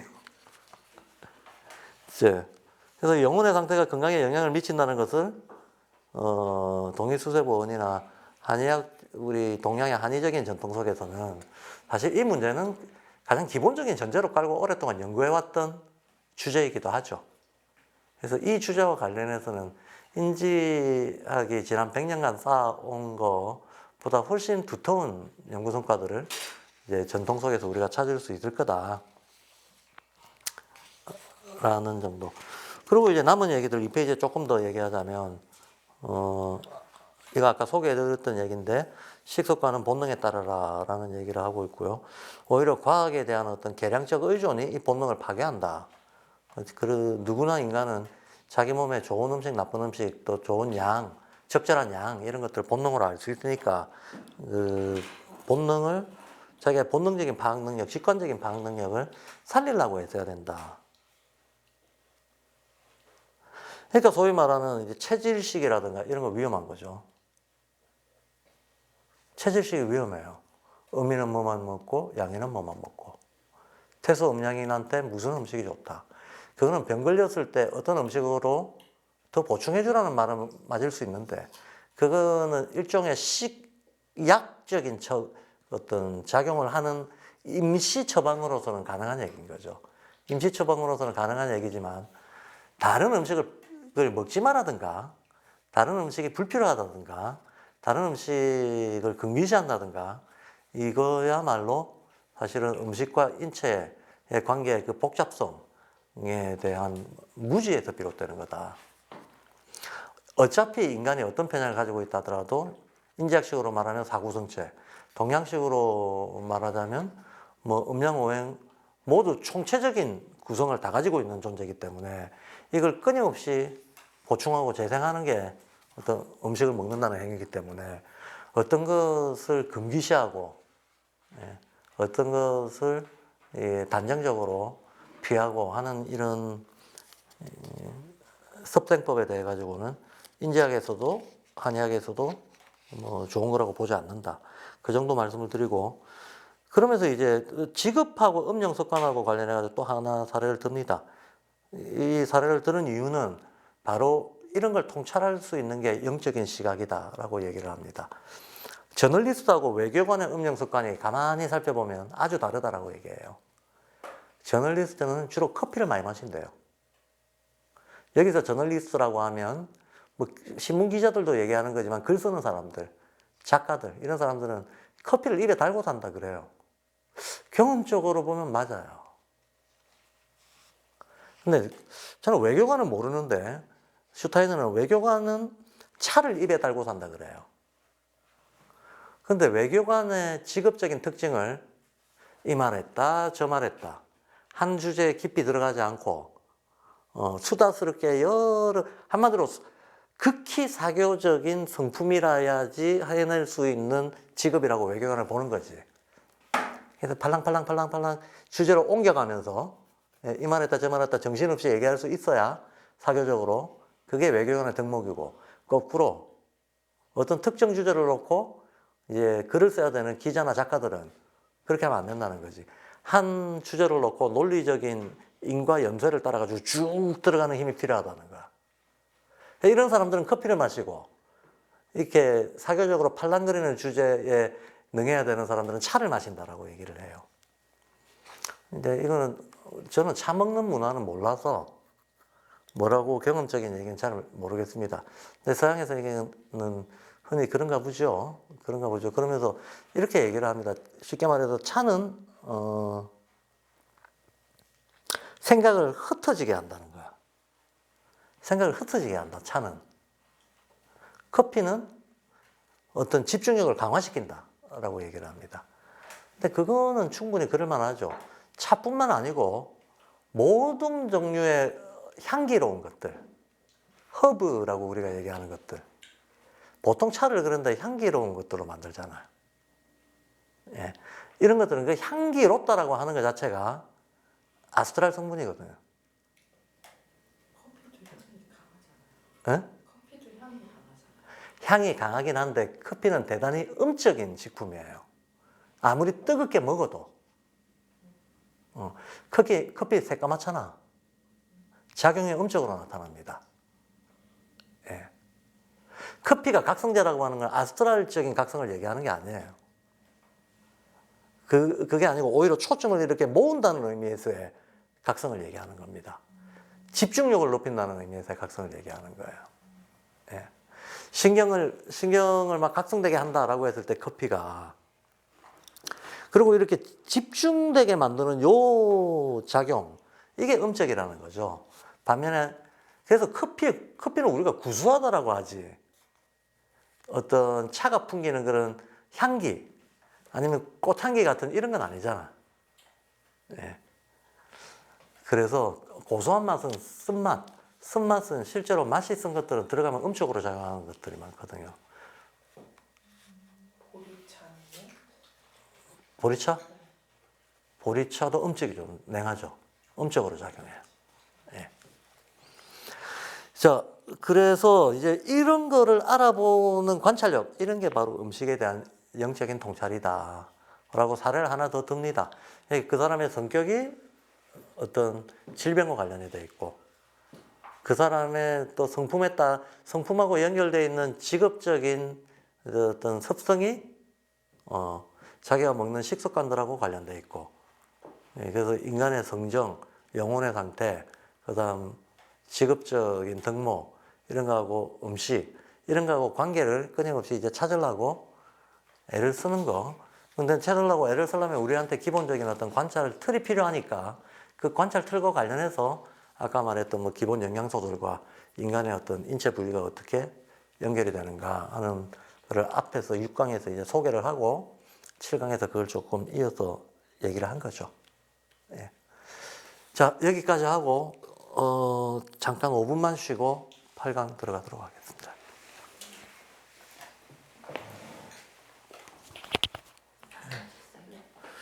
자, 8강 들어가겠습니다. 8강에서는 이제 슈타이너가 질문을 받았습니다. 인류 문화가 어떻게 진화해 왔냐 이런 질문을 받았습니다. 근데 이거를 왜 고대인들은 영에 대해 그토록 강한 믿음이 있었던가와 연결해서 살펴보자라고 얘기를 합니다. 그러니까 이렇게 얘기한 걸로 봐서, 앞뒤 맥락으로 봐서 질문하는 사람은 이 진화를 말 그대로 우리가 상식적으로 알고 있는 진화론적 발전, 이런 걸로 가정하고 질문을 했다는 거죠. 그러니까 이제 슈타이너가 인류 문화를 보는 시각이 대표적으로 두 가지가 있다라고 보고요. 대표적으로 두 가지가 있다. 하나는 옛날이 완전했는데 지금이 엉망이다 이렇게 보는 시각이 있다. 그런 시각이 실제로 있죠. 많은 고등 종교들에서는, 특히 또 서양에서는 신화적으로 금의 시대, 은의 시대, 청동의 시대, 철의 시대 이런 식으로 나누잖아요. 그래서 금의 시대에는 성인군자 같은 사람들이 살았고, 은의 시대는 현자들이 살았고, 뭐 이런 식으로 인간 레벨이 점점 떨어져 온 것으로 보는 시각들이 분명히 있단 말이죠. 예. 그러니까 옛날이 더 완전했고, 지금이 오히려 인간의 어떤 정신이 쇠퇴한 때다라고 보는 시각이 분명히 있다. 그런 시각이 있고, 또 하나는 지금 현재 우리가 가지고 있는 과학적인 생각이다. 옛날에는 유인원에서부터, 동물에서부터 인간이 발달해 왔다고 보는 거니까 불완전한 거에서 완전한 식으로 발전돼 왔다라고 지금 보는 거다라고 얘기를 해요. 근데 우리가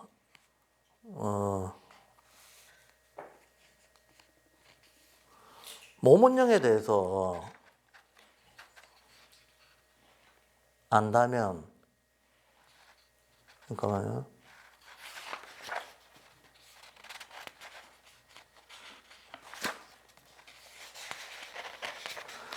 자, 이게 일단 좀 결론적인 것부터 먼저 당겨서 얘기를 하고 앞으로 다시 돌아가서 풀어가겠습니다. 5페이지에 보면 이런 얘기가 나옵니다. 이게 결론이고 사실은 우리가 지난 1, 2강에서 다뤘던 거하고도 연결이 되는 건데요. 슈타이너는 우리가 알고 있는 상식적인 진화론에 대해서 반대 시각을 가지고 있죠. 오히려 통합적인 어떤 것에서 분화되어 나온 과정으로 어떤 지구 발달이 이루어져 왔다라고 얘기를 하고 있어요. 그래서 그 통합적인 상태, 더 통합적인 상태에 있던 지구를 토성기라고 했던 거고, 토성기에 적합한 인간이 있다라고 봤던 거고, 우리가 지금 직립해서 사지를 갖고 있는 인간을 기준으로 보니까 동물에서 진화해 왔다 이런 생각을 하고 있는 거지만, 그게 아니라 인간을 어떤 형태의 상관없이 구애받지 않고 어떤 지구 환경을 이루고 있는 종합적인 힘의 재현체다라고 보면 전혀 다르게 본다라는 얘기를 함으로써 슈타이너는 우리가 알고 있는 진화론에 대해서 반대 시각을 얘기를 했습니다. 근데 지금 5페이지에 잠깐 읽어보자면 완전한 것이 불완전한 것으로부터 생기지 않는다. 완전하지 않은 것에서 완전한 어떤 것이 나올 수 있다는 주장은 통찰력 있는 사람한테는 마치 다음 얘기처럼 들린다. 식탁을 만들 때 우선 최대한 어설프고 미완성의 상태로 만들어야 때가 되면 완벽한 식탁이 될 수 있다. 이렇게 생각하는 거하고 똑같다라는 거예요. 근데 현실은 어떠냐? 반대로 일어난다. 우리는 잘못된 테이블에서 더 완성된 테이블을 얻는 게 아니고 오히려 처음에 식탁을 아무리 좋게 만들었더라도 시간이 흐르면 손상되고 비뚤어지고 이런 것이 자연에서 일어나는 당연히 일반적인 일의 방식이다라고 보는 거예요. 오히려 어떤 완전한 것이 있는데 그 완전한 것이 손상되는 일이 일어나지만 불완전한 거에서 더 완전한 게 나오지는 않는다는 거야. 이 시각이 중요하다라고 얘기를 합니다. 그래서 그럼 이걸 인간한테 적용을 해보자면 슈타이너도 이렇게 얘기하는 거죠. 인간도 마찬가지인데 초기의 정신은 비록 자연은 부족했지만 어느 정도 완벽한 상태에 있었고 그러나 신체는 정말로 불완전했고 그럼에도 불구하고 지금은 신체의 완벽함이 있고 신체가 부드러워져서 영에 의해 만들어진 변형을 수용할 수 있었기 때문이고 이로 인해 문화적 진보가 가능했다라고 얘기하고 있습니다. 제가 쭉 결론부터 얘기해놓고 얘기를 좀 풀어나가는 게 빨리 이해하는 데 도움이 될 것 같습니다.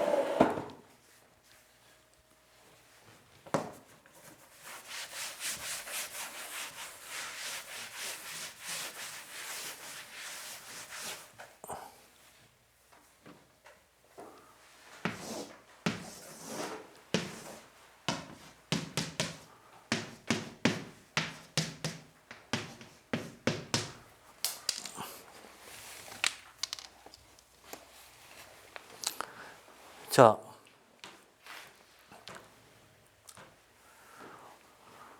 완전성이라고 하는 걸 뭘 기준으로 완전성을 볼 거냐 하는 문제가 있는 거죠. 완전성이라고 하는 걸 우리가 지금 몸혼영, 인간은 몸도 있고 손도 있고 영도 있는데 몸혼영의 통합성이 높을수록 완전하다고 얘기를 할 수가 있겠죠. 예, 그리고 이 중에서도 영적인 발전하고 몸적인 발전은 요거하고 요거는 대표적으로 혼은 항상 중간에서 좀 임시가 암으로 섞이는 거고 종속 변수의 성격이 강하고 영하고 물질은 독립 변수적인 성격이 강하잖아요. 예, 독립 변수적인 성격이 강한데 얘하고 얘는 대칭적이잖아요.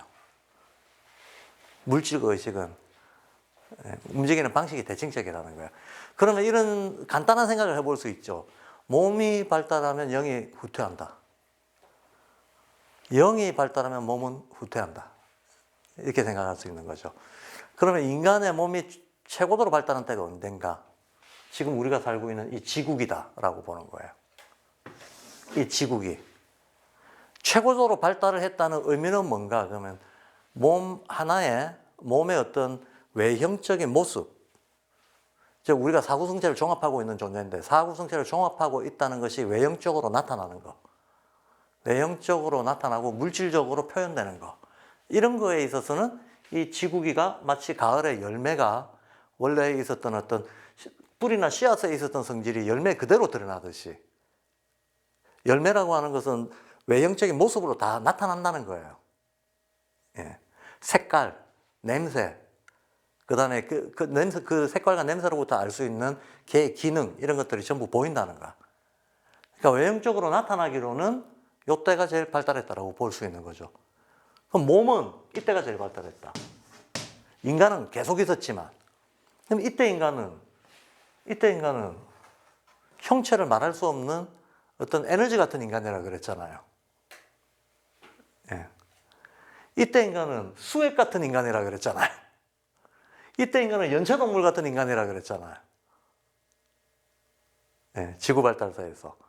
이때 인간은 지금처럼 우리가 직립하고 몸이 영적인 거를 외형으로 표현하고 있는 식으로 물질적 구조가 바깥으로 다 드러나는 식으로 발달했다는 거야. 그러니까 물질적으로 보면 지금이 제일 발달했다는 거야. 그럼 거꾸로 영적으로 보면 어떻게 했냐는 거예요. 영적으로 보면 당연히 이쪽이 제일 발달했다라고 봅니다. 그러면 물질 문명이 발달할수록 사실은 영적인 힘은 쇠약해져 왔다라고 보게 되는 거죠. 물질 문명이, 그런데 우리는 왜 오늘날 이렇게 거대한 어떤 기술적인 어떤 거를 만들어내게 됐나라고 하면 이렇게 봅니다. 여기가 이제 뭐 레무리아, 아틀란티스 그런 이야기 했지만 우리가 지금 후기 아틀란티스에 살고 있는데 요 전환점에서 아스트랄 기운이 바깥에 있던 것들이 신체 안으로 들어오는 일이 생겼다 그랬잖아요. 제가 그거는 1, 2강 때 했던 얘기 같은데. 그럼 신체 안으로 아스트랄 기운이 들어왔다.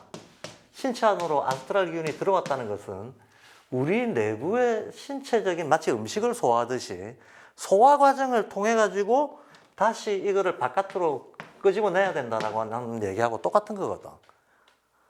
그러면 소화 과정이라고 하는 거는 들어오는 건 뭐고 소화 과정은 뭔가? 들어오는 거는 감각이 들어오는 거죠. 감각 자극이 들어오는 거죠. 감각 자극 이런 것들이 들어옵니다. 우리 몸은 감각을 통해서만, 지각이 아니고 자극. 감각 자극이 들어옵니다. 감각 자극이 들어오면 우리는 이거를 지각과 감정의 형태로 표출하는 거죠. 우리가 이걸 지각과 감정의 형태로 표출한 게 인간의 학문예술 종교라는 거예요. 인간의 학문예술 종교다. 그러면 인간의 학문예술 종교로 표출하기 전에는 어떻게 했나? 그럼 애초에 이제 언어부터 시작하는 거죠. 언어라고 하는 것도 소리, 이것도 물질적인 효과잖아. 근데 인간은 말하자면 지금 지국이 인간 같지 않았을 때에는 소리를 안 내고도 소통할 수 있었다는 거거든. 소리를 낼 필요가 없었다는 거예요. 신체 기관 자체도 소리를 내는데 적합하지 않았고, 왜냐하면 연체동물 같은 인간이 있었을 때에는 공기의 밀도가 지금보다 훨씬 높았기 때문에 지금 같은 식으로 호흡하지 않았다는 거야. 공기의 밀도가 달랐기 때문에 지금 같은 색깔을 보지도 않았다는 거야. 현재 우리가 알고 있는 감각 자극하고 영 다른 세계였다라고 슈타인은 생각하는 거죠. 그리고 이때 사람들은 아스트랄이 신체 바깥에 있었기 때문에 아스트랄의 교류를 통해 가지고 신체적인 어떤 거를 쓸 필요도 없이 서로 교류할 수 있었다는 겁니다. 그러면 이 지구기로 들어와서 우리가 사용하게 되는 것은 의식적으로는 개념을 사용하죠. 개념을 사용하고 개념과 논리, 개념에는 항상 논리가 따라가죠. 개념, 논리 이런 거를 주로 사용해서 바깥으로 기술적으로 물질, 기술 이런 걸로 표현한다는 거예요. 이렇게 표현할 수밖에 없는 시대 속에 우리가 살고 있다는 거예요. 예. 근데 거꾸로 이쪽에 있었던 사람들은 개념 논리가 필요가 없었다는 거지. 언어 개념 논리를 가지고 하지 않았다는 거야. 그럼 이 사람들은 상상을 가지고 표현을 했다는 거예요. 여기까지는. 그럼 더 넘어가겠죠. 이때는 영감으로 표현했겠지. 이때는 직관으로 표현했겠지. 인지학의 책에 따르자면 그렇잖아요. 우리가 아스트랄을 상상, 에테르를 영감, 물체를 직관력에 연결을 시키잖아요. 자, 이 말씀을 드려놓고 그러면 우리가 보통 저기 인지학 공부하신 분들은 다 알지만 마나스, 붓대, 아트만 이렇게 할 때 마나스가 변형 아스트랄이라고 그러잖아. 변형 아스트랄. 붓대는 변형 에테르. 최고 수준의 아트만은 변형 물체성이 가장 완성된 존재라고 보는 거잖아요. 근데 우리는 똑같은 직관영감 상상을 어린애들도 직관영감 상상의 존재들이고 그러다가 사회화돼 가지고 오성적으로 넘어오는 거죠. 감각권 오성으로 거치면서 사회화가 되는 거잖아. 그죠? 사회화가 되고 의식 수준이 더 올라가면 이 사회화의 구속을 뛰어넘어 가지고 새롭게 어렸을 때 가지고 있었던 상상 영감을 회복하는 게 마나스 붓디라는 거잖아요. 그러니까 상상 영감 직관은 직관은 현재 우리 지구에 인간이 있다고 했을 때 성인 인간을 기준으로 여기 보통의 인간들이 있어. 이쪽에 깨달은 사람들이 있어. 예. 성인 그룹에 해당하는 뭐 마나스 부띠 하는 그런 사람들이 있습니다. 성인에 해당하는 성인군자의 세계가 있어. 근데 여기는 어린이의 세계가 있어. 유치한. 여기는 개념과 기술로 자기를 표현한다는 거야. 여기는 둘 다 직관, 영감, 상상으로 표현한다는 거예요. 둘 다. 그러면 차이는, 그러면 이 A그룹하고 B그룹, C그룹, A그룹과 C그룹의 차이는 C는 B를 거쳤다는 거예요. A는 B를 안 거쳤고, 그게 차이다라는 겁니다. 그게 차이다. 그럼 B를 거침으로써 뭘 얻나? 라고 하는 건데, B를 거치게 되면서 인간이 얻게 되는 게 있다라고 합니다. 개체성. 왜 개체성을 얻게 됐는가 하면 몸이 제일 발달했잖아. 몸이 제일 발달했잖아. 세계와의 어떤 밀접한 상호 관련성이라는 측면에서 이쪽이 가장 무라 구별이 안 될 때고, 그죠? 점점 분화가 돼 나오면서 이쪽에는 자기 몸이 외부로부터 피부 경계선으로 딱 분리가 된다는 거야.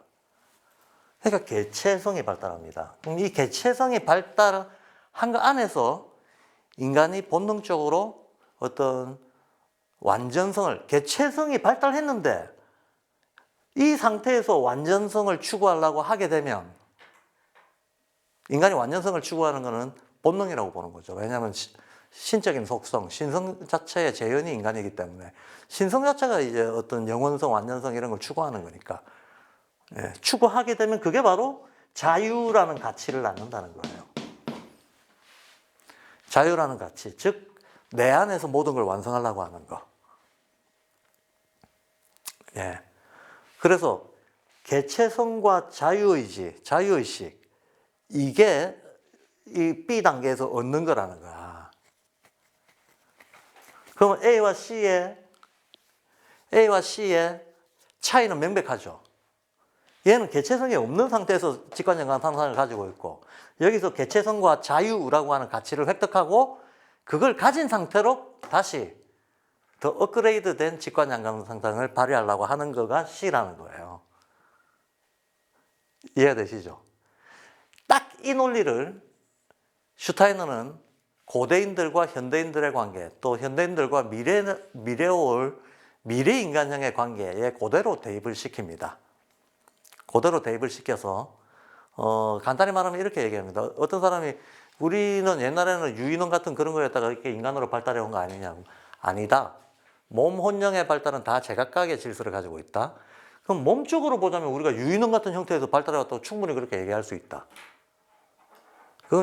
그거는 사실이다 그래요. 고대인들이 지금 유물을 파보거나 만년 전 어떤 두개골이나 이런 거 보면 지금 인간의 모습에 비해서 훨씬 신체적으로 불완전했다는 거야. 그건 사실이다. 근데 그렇다고 해서 그들이 과연 수천 년 전, 수만 년 전 사람들이 신체적으로 지금 현재 인간보다 뭔가 불완전한 구석을 가지고 있다고 해서 그게 그들의 정신 능력이 그렇다고 볼 수 있겠나? 아니다라고 얘기하는 거예요. 아니다. 오히려 그들이 훨씬 영적이었다라고 얘기하는 거예요. 이때 영적이라고 하는 거는 직관연관 상상이 더 있었다라는 거지. 특히 우리가 만날 수 있는 역사적인 어떤 사례들은 주로 상상력하고 관련된 거예요. 상상력. 그래서 우리가 비교할 수 있는 거는 사실은 요거하고 요거예요. 지금 우리가 개념적으로 표현하는 걸 옛 사람들은 상상적으로 표현을 했다. 이렇게 얘기를 합니다. 왜냐면 지금 제가 이렇게 이제 이 두 가지로 일단 이야기한다라고 하는 거는 우리가 추적할 수 있는 역사 문명 단계로 한정하기 때문에요. 쉽게 말해서 만년 안으로 한정을 하면 소위 역사 시대에서 이집트, 그레코 로망, 서구 기준으로 보자면 그레코 로망으로 넘어오기 전까지는 개념, 외적 기술 이런 거를 별로 중요하게 생각 안 했다는 거야. 예. 페르시아, 이집트 문명 이런 쪽에서는 뭔가를 표현할 때 압축된 개념으로 표현하고 외적인 물질 기술로 표현하려고 안 했다는 거예요. 그들은 오히려 시적으로 표현하려고 했고, 물질 기술이 아니라 보다 영적인 어떤 관계망 같은 것들을 표현하려고 했다는 거야. 그런 식으로 표현 방식이 달랐다.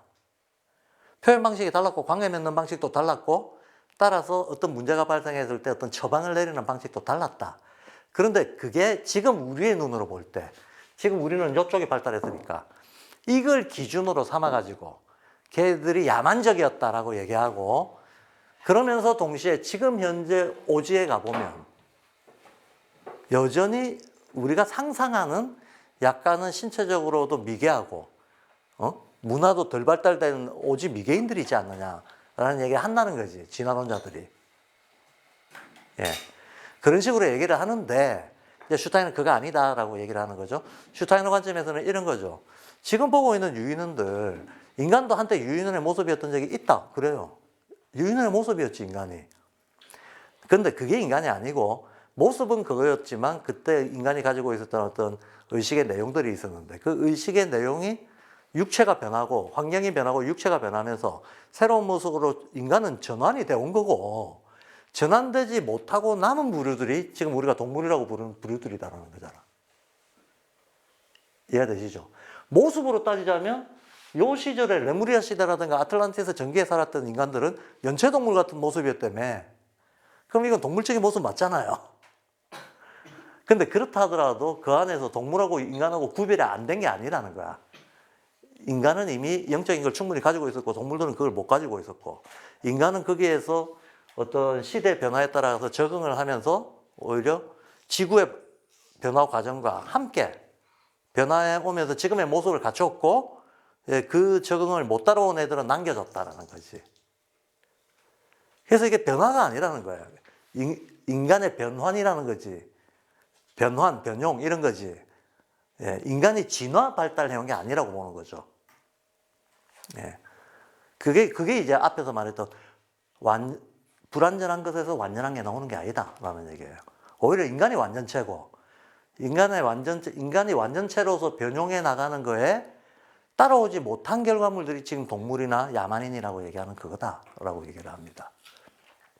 그래서 그런 흔적들이 현대 문명에 남겨져 있는 것이 있다 손 치더라도 그건 남겨진 흔적이지 실제 인간의 역사는 슈타이너가 이게 전체 그림을 그리는 이러한 방식으로 발달해 온 거다. 이게 슈타이너가 하려고 하는 말이고요.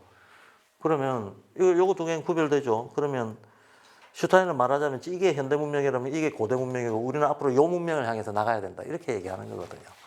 그 차이는 요겁니다. 핵심적인 차이는 요거를 가지고 이쪽으로 올라간다는 거예요. 그래서 고대 문명과 지금 현대 문명의 의식적, 내용적인 차이는 딱 하나에 있다. 자유라고 하는 가치가 고대 문명에는 없었다라는 거예요. 자유라는 가치가 고대 문명에 없었다.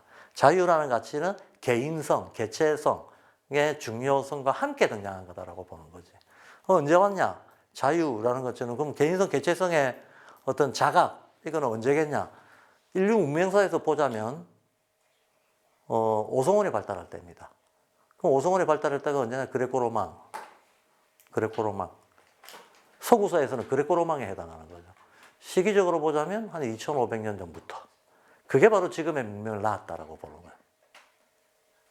현대 문명하고 연결된다라고 보는 거죠. 현대 문명도 아직 그 2500년 전 그 칼융의 차축시대라고 얘기했던, 그때부터 인간의 어떤 개체성, 자유 이런 가치들이 얘기되기 시작해서 점점 그 어떤 게이지가 자유와 개체성에 대한 어떤 이 소중함에 의미를 두는 그 정도가 점점 세져 왔다라고 보는 거예요. 그리고 지금에 와서는 우리가 지금 이런 형태의 문명을 꾸리고 있다. 그러면 거꾸로 슈타이너가 오히려 그러면 옛날 사람들이 우리보다 개념 논리, 기술 문화 이런 것들은 덜 발달했지만 훨씬 더 상상적인 이러한 의식 상태 안에서는 충분히 정당화되고 합리적인 어떤 행위를 한 것들도 많지 않느냐라고 반문하는 겁니다. 즉 현대 기술로, 현대 의식으로 파악하지 못하는 고대 지혜들이 있다는 거야. 예. 우리가 가끔 그런 얘기 하잖아요. 야, 뭐 망원경도 없고 뭐도 없던 그 옛날에 어떤 일을 왜 어떻게 이렇게 미스테리한 도구들이 남았을까? 어떻게 이렇게 인간이 우주에 가보지도 않고 어떤 행성들의 자전공전을 정확하게 파악하고 생활에 활용을 했을까? 이런 것들이 남아있다는 거야. 예. 이런 것들을 왜 남아있겠냐? 근데 왜 이런 것이 분명히 남아있는데도 불구하고, 우리는 그걸 파악할 수 없는가 하면 슈타인은 딱 이렇게 얘기합니다. 왜 파악할 수 없냐 하면, 우리는 지금 이런 식으로 문헌을 찾기 때문이다라는 거예요. 이런 식으로 증거를 찾기 때문에. 예. 우리가 이해할 수 있는, 우리 시대 현대인들이 이해할 수 있는 개념 논리로 표현되어 있는 문헌을 찾으니까 그런 문헌이 없다는 거지. 옛날 기록들을 보면 전부 다 상상적으로 표현을 해놨다는 거야. 예를 들면 로키 신이 노했다는 식으로 표현한다는 거예요. 예. 뭡니까?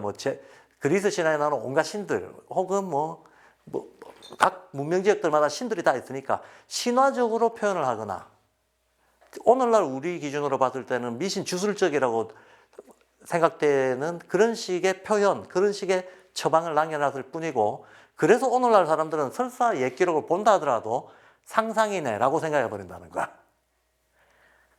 그런데 그 옛 사람들은 표현 방식이 상상적이었을 뿐, 그들의 현실 속에서는 그야말로 합리적이고 정당화되는 방식으로 세계를 이해하고 처방을 했다라는 거예요. 그래서 이제 지금 우리가 현대인들이 가지고 있는 모순이 여기서 나온다라고 보는 거지. 그러니까 현대인들이 이해도 못할 정도의 지혜와 고대 문명의 흔적들은 얼마든지 있다. 얼마든지 있는데 그거에 대한 증거를 못 찾는다. 이게 어떻게 만들어졌고 저쩌고 한지. 증거를 못 찾는 이유는 우리가 우리식의 어떤 정신적인 표현 혹은 우리식의 기술적인 기준 이런 걸 가지고 증거를 찾으려고 하니까 못 찾는다는 거예요. 자, 그러면서 이 페이지에 몸에 대해서 말하자면 인간의 몸은 낮은 단계에서 진화해 왔다. 맞다. 이건 그냥 자연과학을 우리가 수용하면 된다라고 얘기해요. 그런데 불과 3, 4천 년 시대에, 이게 3, 4천 년이 그레코 로망 전을 얘기하는 거죠. 그럼 3, 4천 년부터 시작해서 그 위로 쭉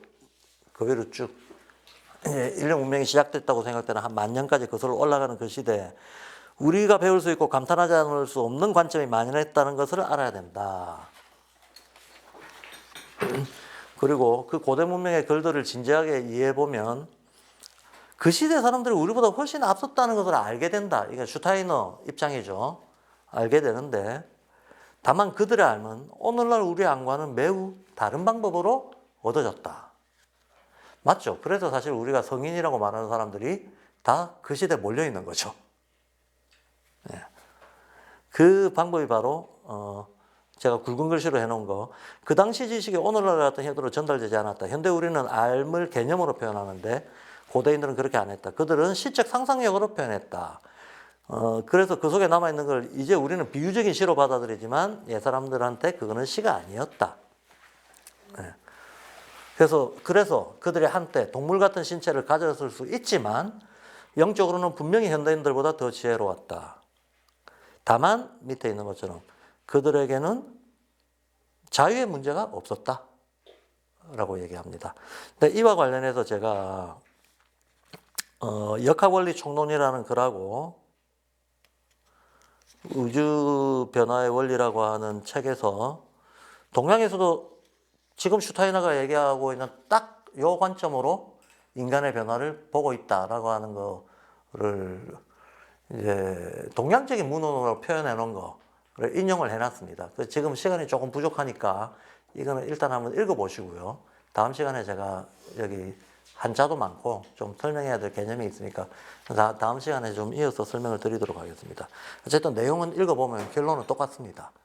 슈타이너가 말하는 이런 방식으로 어떤 인간사의 변화를 동양에서는 역학적으로 파악을 하고 있었다.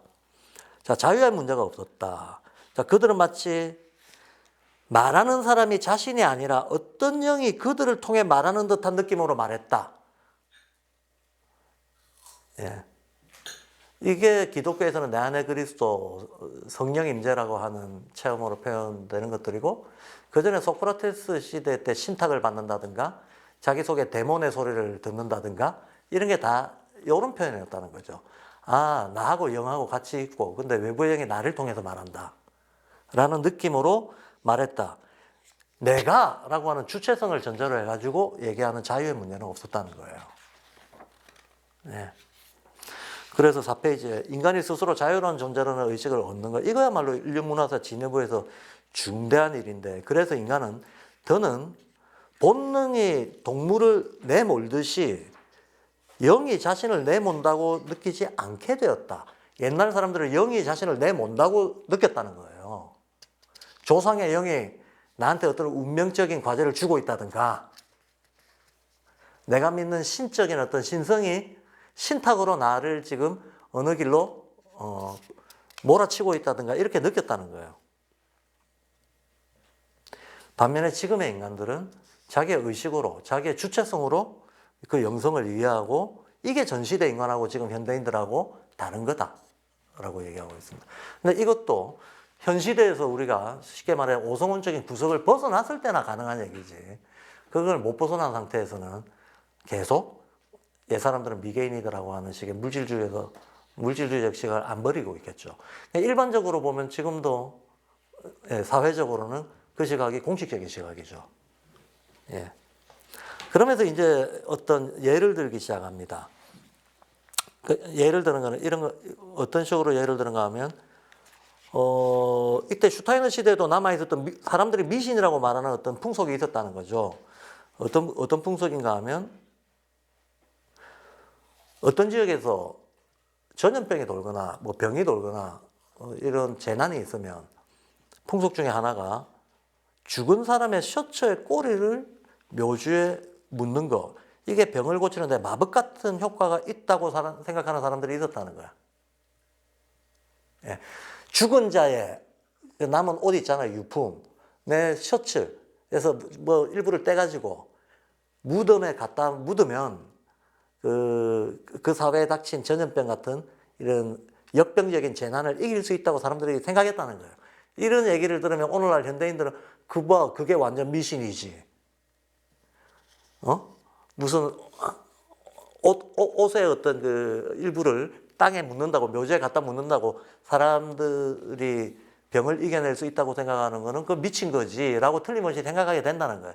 근데 슈타인은 이제 다른 식으로 한번 보자는 거죠. 어떻게 보는가 하면 4페이지 두 번째 문단에 그 옛날에 한때는 죽은 사람에 대한 경외심이 대단했던 적이 있었다는 거야. 왜냐하면 사람이 살아있는 동안은 죄 많은 존재인데 죽고 나면 이게 죄의 근원이 되는 육체의 욕망으로부터 벗어나 있는 상태인데 여전히 활동하고 영혼으로 활동하고 있다고 봤다는 거예요.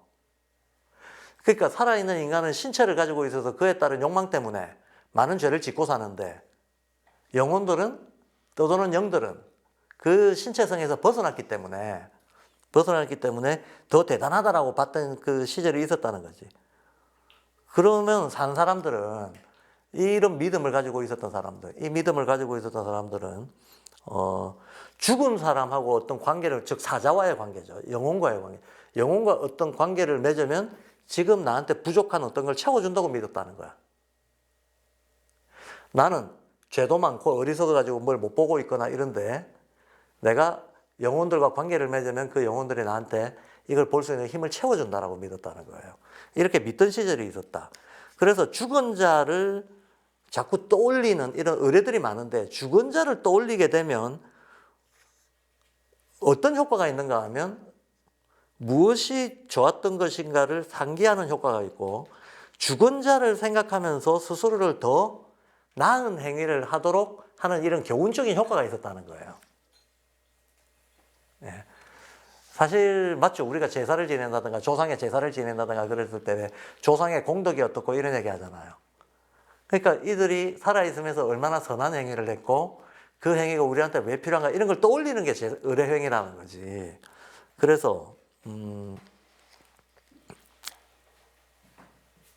근데 옛날 사람들은 이제 4페이지 밑에 문단에 쉽게 잊어버리는 것이 인간의 특징이고 우리를 떠난 사람들, 즉 죽은 사람들이 오늘날 얼마나 빨리 잊혀지는가 생각해봐라. 고대에는 사람들에게 죽은 사람을 생각나게 하고 따라서 살아있는 사람들을 향상시키기 위해 여러 신호를 주는 사람들이 있었고 이때 풍속은 마을에 어떤 사람이 아프면 다른 마을 사람들이 그를 돌봐야 한다고 생각했고 왜냐하면 공동체 사회니까 이때는 치료비를 받는 것이 확실히 지금 같은 그런 관습이 아니었다는 거예요. 한마디로 돈을 받아야 치료를 해준다가 아니고 선한 행위로서 돌봐야 된다, 약자를. 그리고 이런 것이 죽은 자들에 대한 어떤 덕목을 떠올릴수록 이 분위기가 강화가 된다는 거야. 이해가 되죠? 그래서 모두가 아픈 사람들을 생각해야 했고 마을의 지도자는 다음과 같이 말했을 것이다. 사람들은 이기주의자여서 예를 들어 죽은 사람에 관해 생각을 하도록 격려해왔지 않으면 병자들을 생각하지 않는다. 병자는 곧 죽을 사람들이잖아. 다른 얘기로 하자면. 근데 내가 지금 죽은 사람과의 관계에서 선행을 떠올리고 뭐 어떤 결핍을 보충받고 이러면 아 지금 이거 죽어가려고 하는 사람들을 보살펴야겠다라고 하는 이 분위기가 커진다는 거예요. 그래서 그는 아픈 사람을 기억하도록 셔츠 자락 같은 것을 가져가서 땅에 묻어야 한다고 말했을 것이다. 옛날 지도자는 이런 식으로 처방했다는 거야.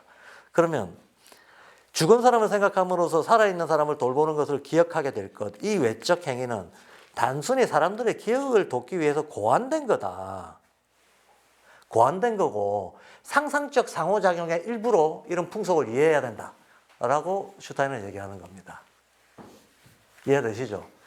그 자체가 목적이 아니고 진짜로 그 일이 일어난다가 아니고 그렇게 했을 때 연쇄적으로 사람들의 의식에 어떤 반응을 일으키는 문화니까 우리한테 뭐가 필요하니까 어떤 분위기를 복돋우기 위해서 그런 처방을 한다는 거예요. 그래서 슈타인은 진짜로 셔츠 자락 갖다 묻게 해서 효과가 분명히 있었을 거다라는 거야. 예. 효과 분명히 있었을 거다. 이런 식으로 봐야 된다는 거야. 그러면서 이제 또 하나 이제 5페이지 밑에서 하나 이제 또 이런 미신적인 그 사례를 하나 더 듭니다. 옛날에 주술사들 같은 경우에 뭐 폐병이 걸렸다든가 뭐 어쨌다든가 이러면 이렇게 얘기한다는 거죠. 뭐 그쪽에 우탄이라는 신이 있나 보죠. 실로 여러 방식으로 사람들은 언제나 우탄과 로키에 대해 이야기하고 있다. 예를 들어 누군가는 다음과 같이 말할 수 있다. 산을 넘어가면 당신이 우탄을 만날 수 있다. 그는 당신이 어떤 자격이 있든 간에 당신을 강해지거나 약해지게 만들 건데 그게 사람들이 어떻게 느꼈는지 어떻게 이런 것들을 이해했는지 보여준다. 자, 이렇게 얘기하는 거죠. 가령 어떤 사람이 결핵이 있어. 결핵이 있어가지고 의사를 찾아왔어. 근데 이 사람이 이렇게 얘기한다는 거죠. 저 산에 가면 우탄이 있는데 우탄한테 가가지고 매일 우탄을 만나고 오면 당신의 결핵이 나을 거다. 그리고 그 우탄은 당신한테 올 때 우탄이 있다는 걸 어떻게 하느냐면 우탄은 사람 같은 모양으로 오는 게 아니고 어떤 바람과 공기의 형태로 당신을 만나게 될 거다. 이렇게 얘기한다는 거야. 그럼 지금 딱 보면 완전 미신이라는 거지. 근데 슈타인은 그 산을 매일 올라갔다 내려갔다 해봐라. 특정 어떤 공기지대의 산으로 그 사람을 보내는 것 자체가 일종의 자연치유였을 수 있는 그런 이유들이 훨씬 더 많다라는 거예요. 근데 단지 표현을 우탄이 너를 낫게 해줄 거다라고 표현한다는 거야.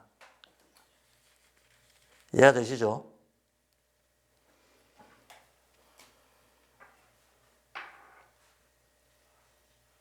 이게 사람들이 상상력으로 삶에 대처하는 방식이었다라는 거예요.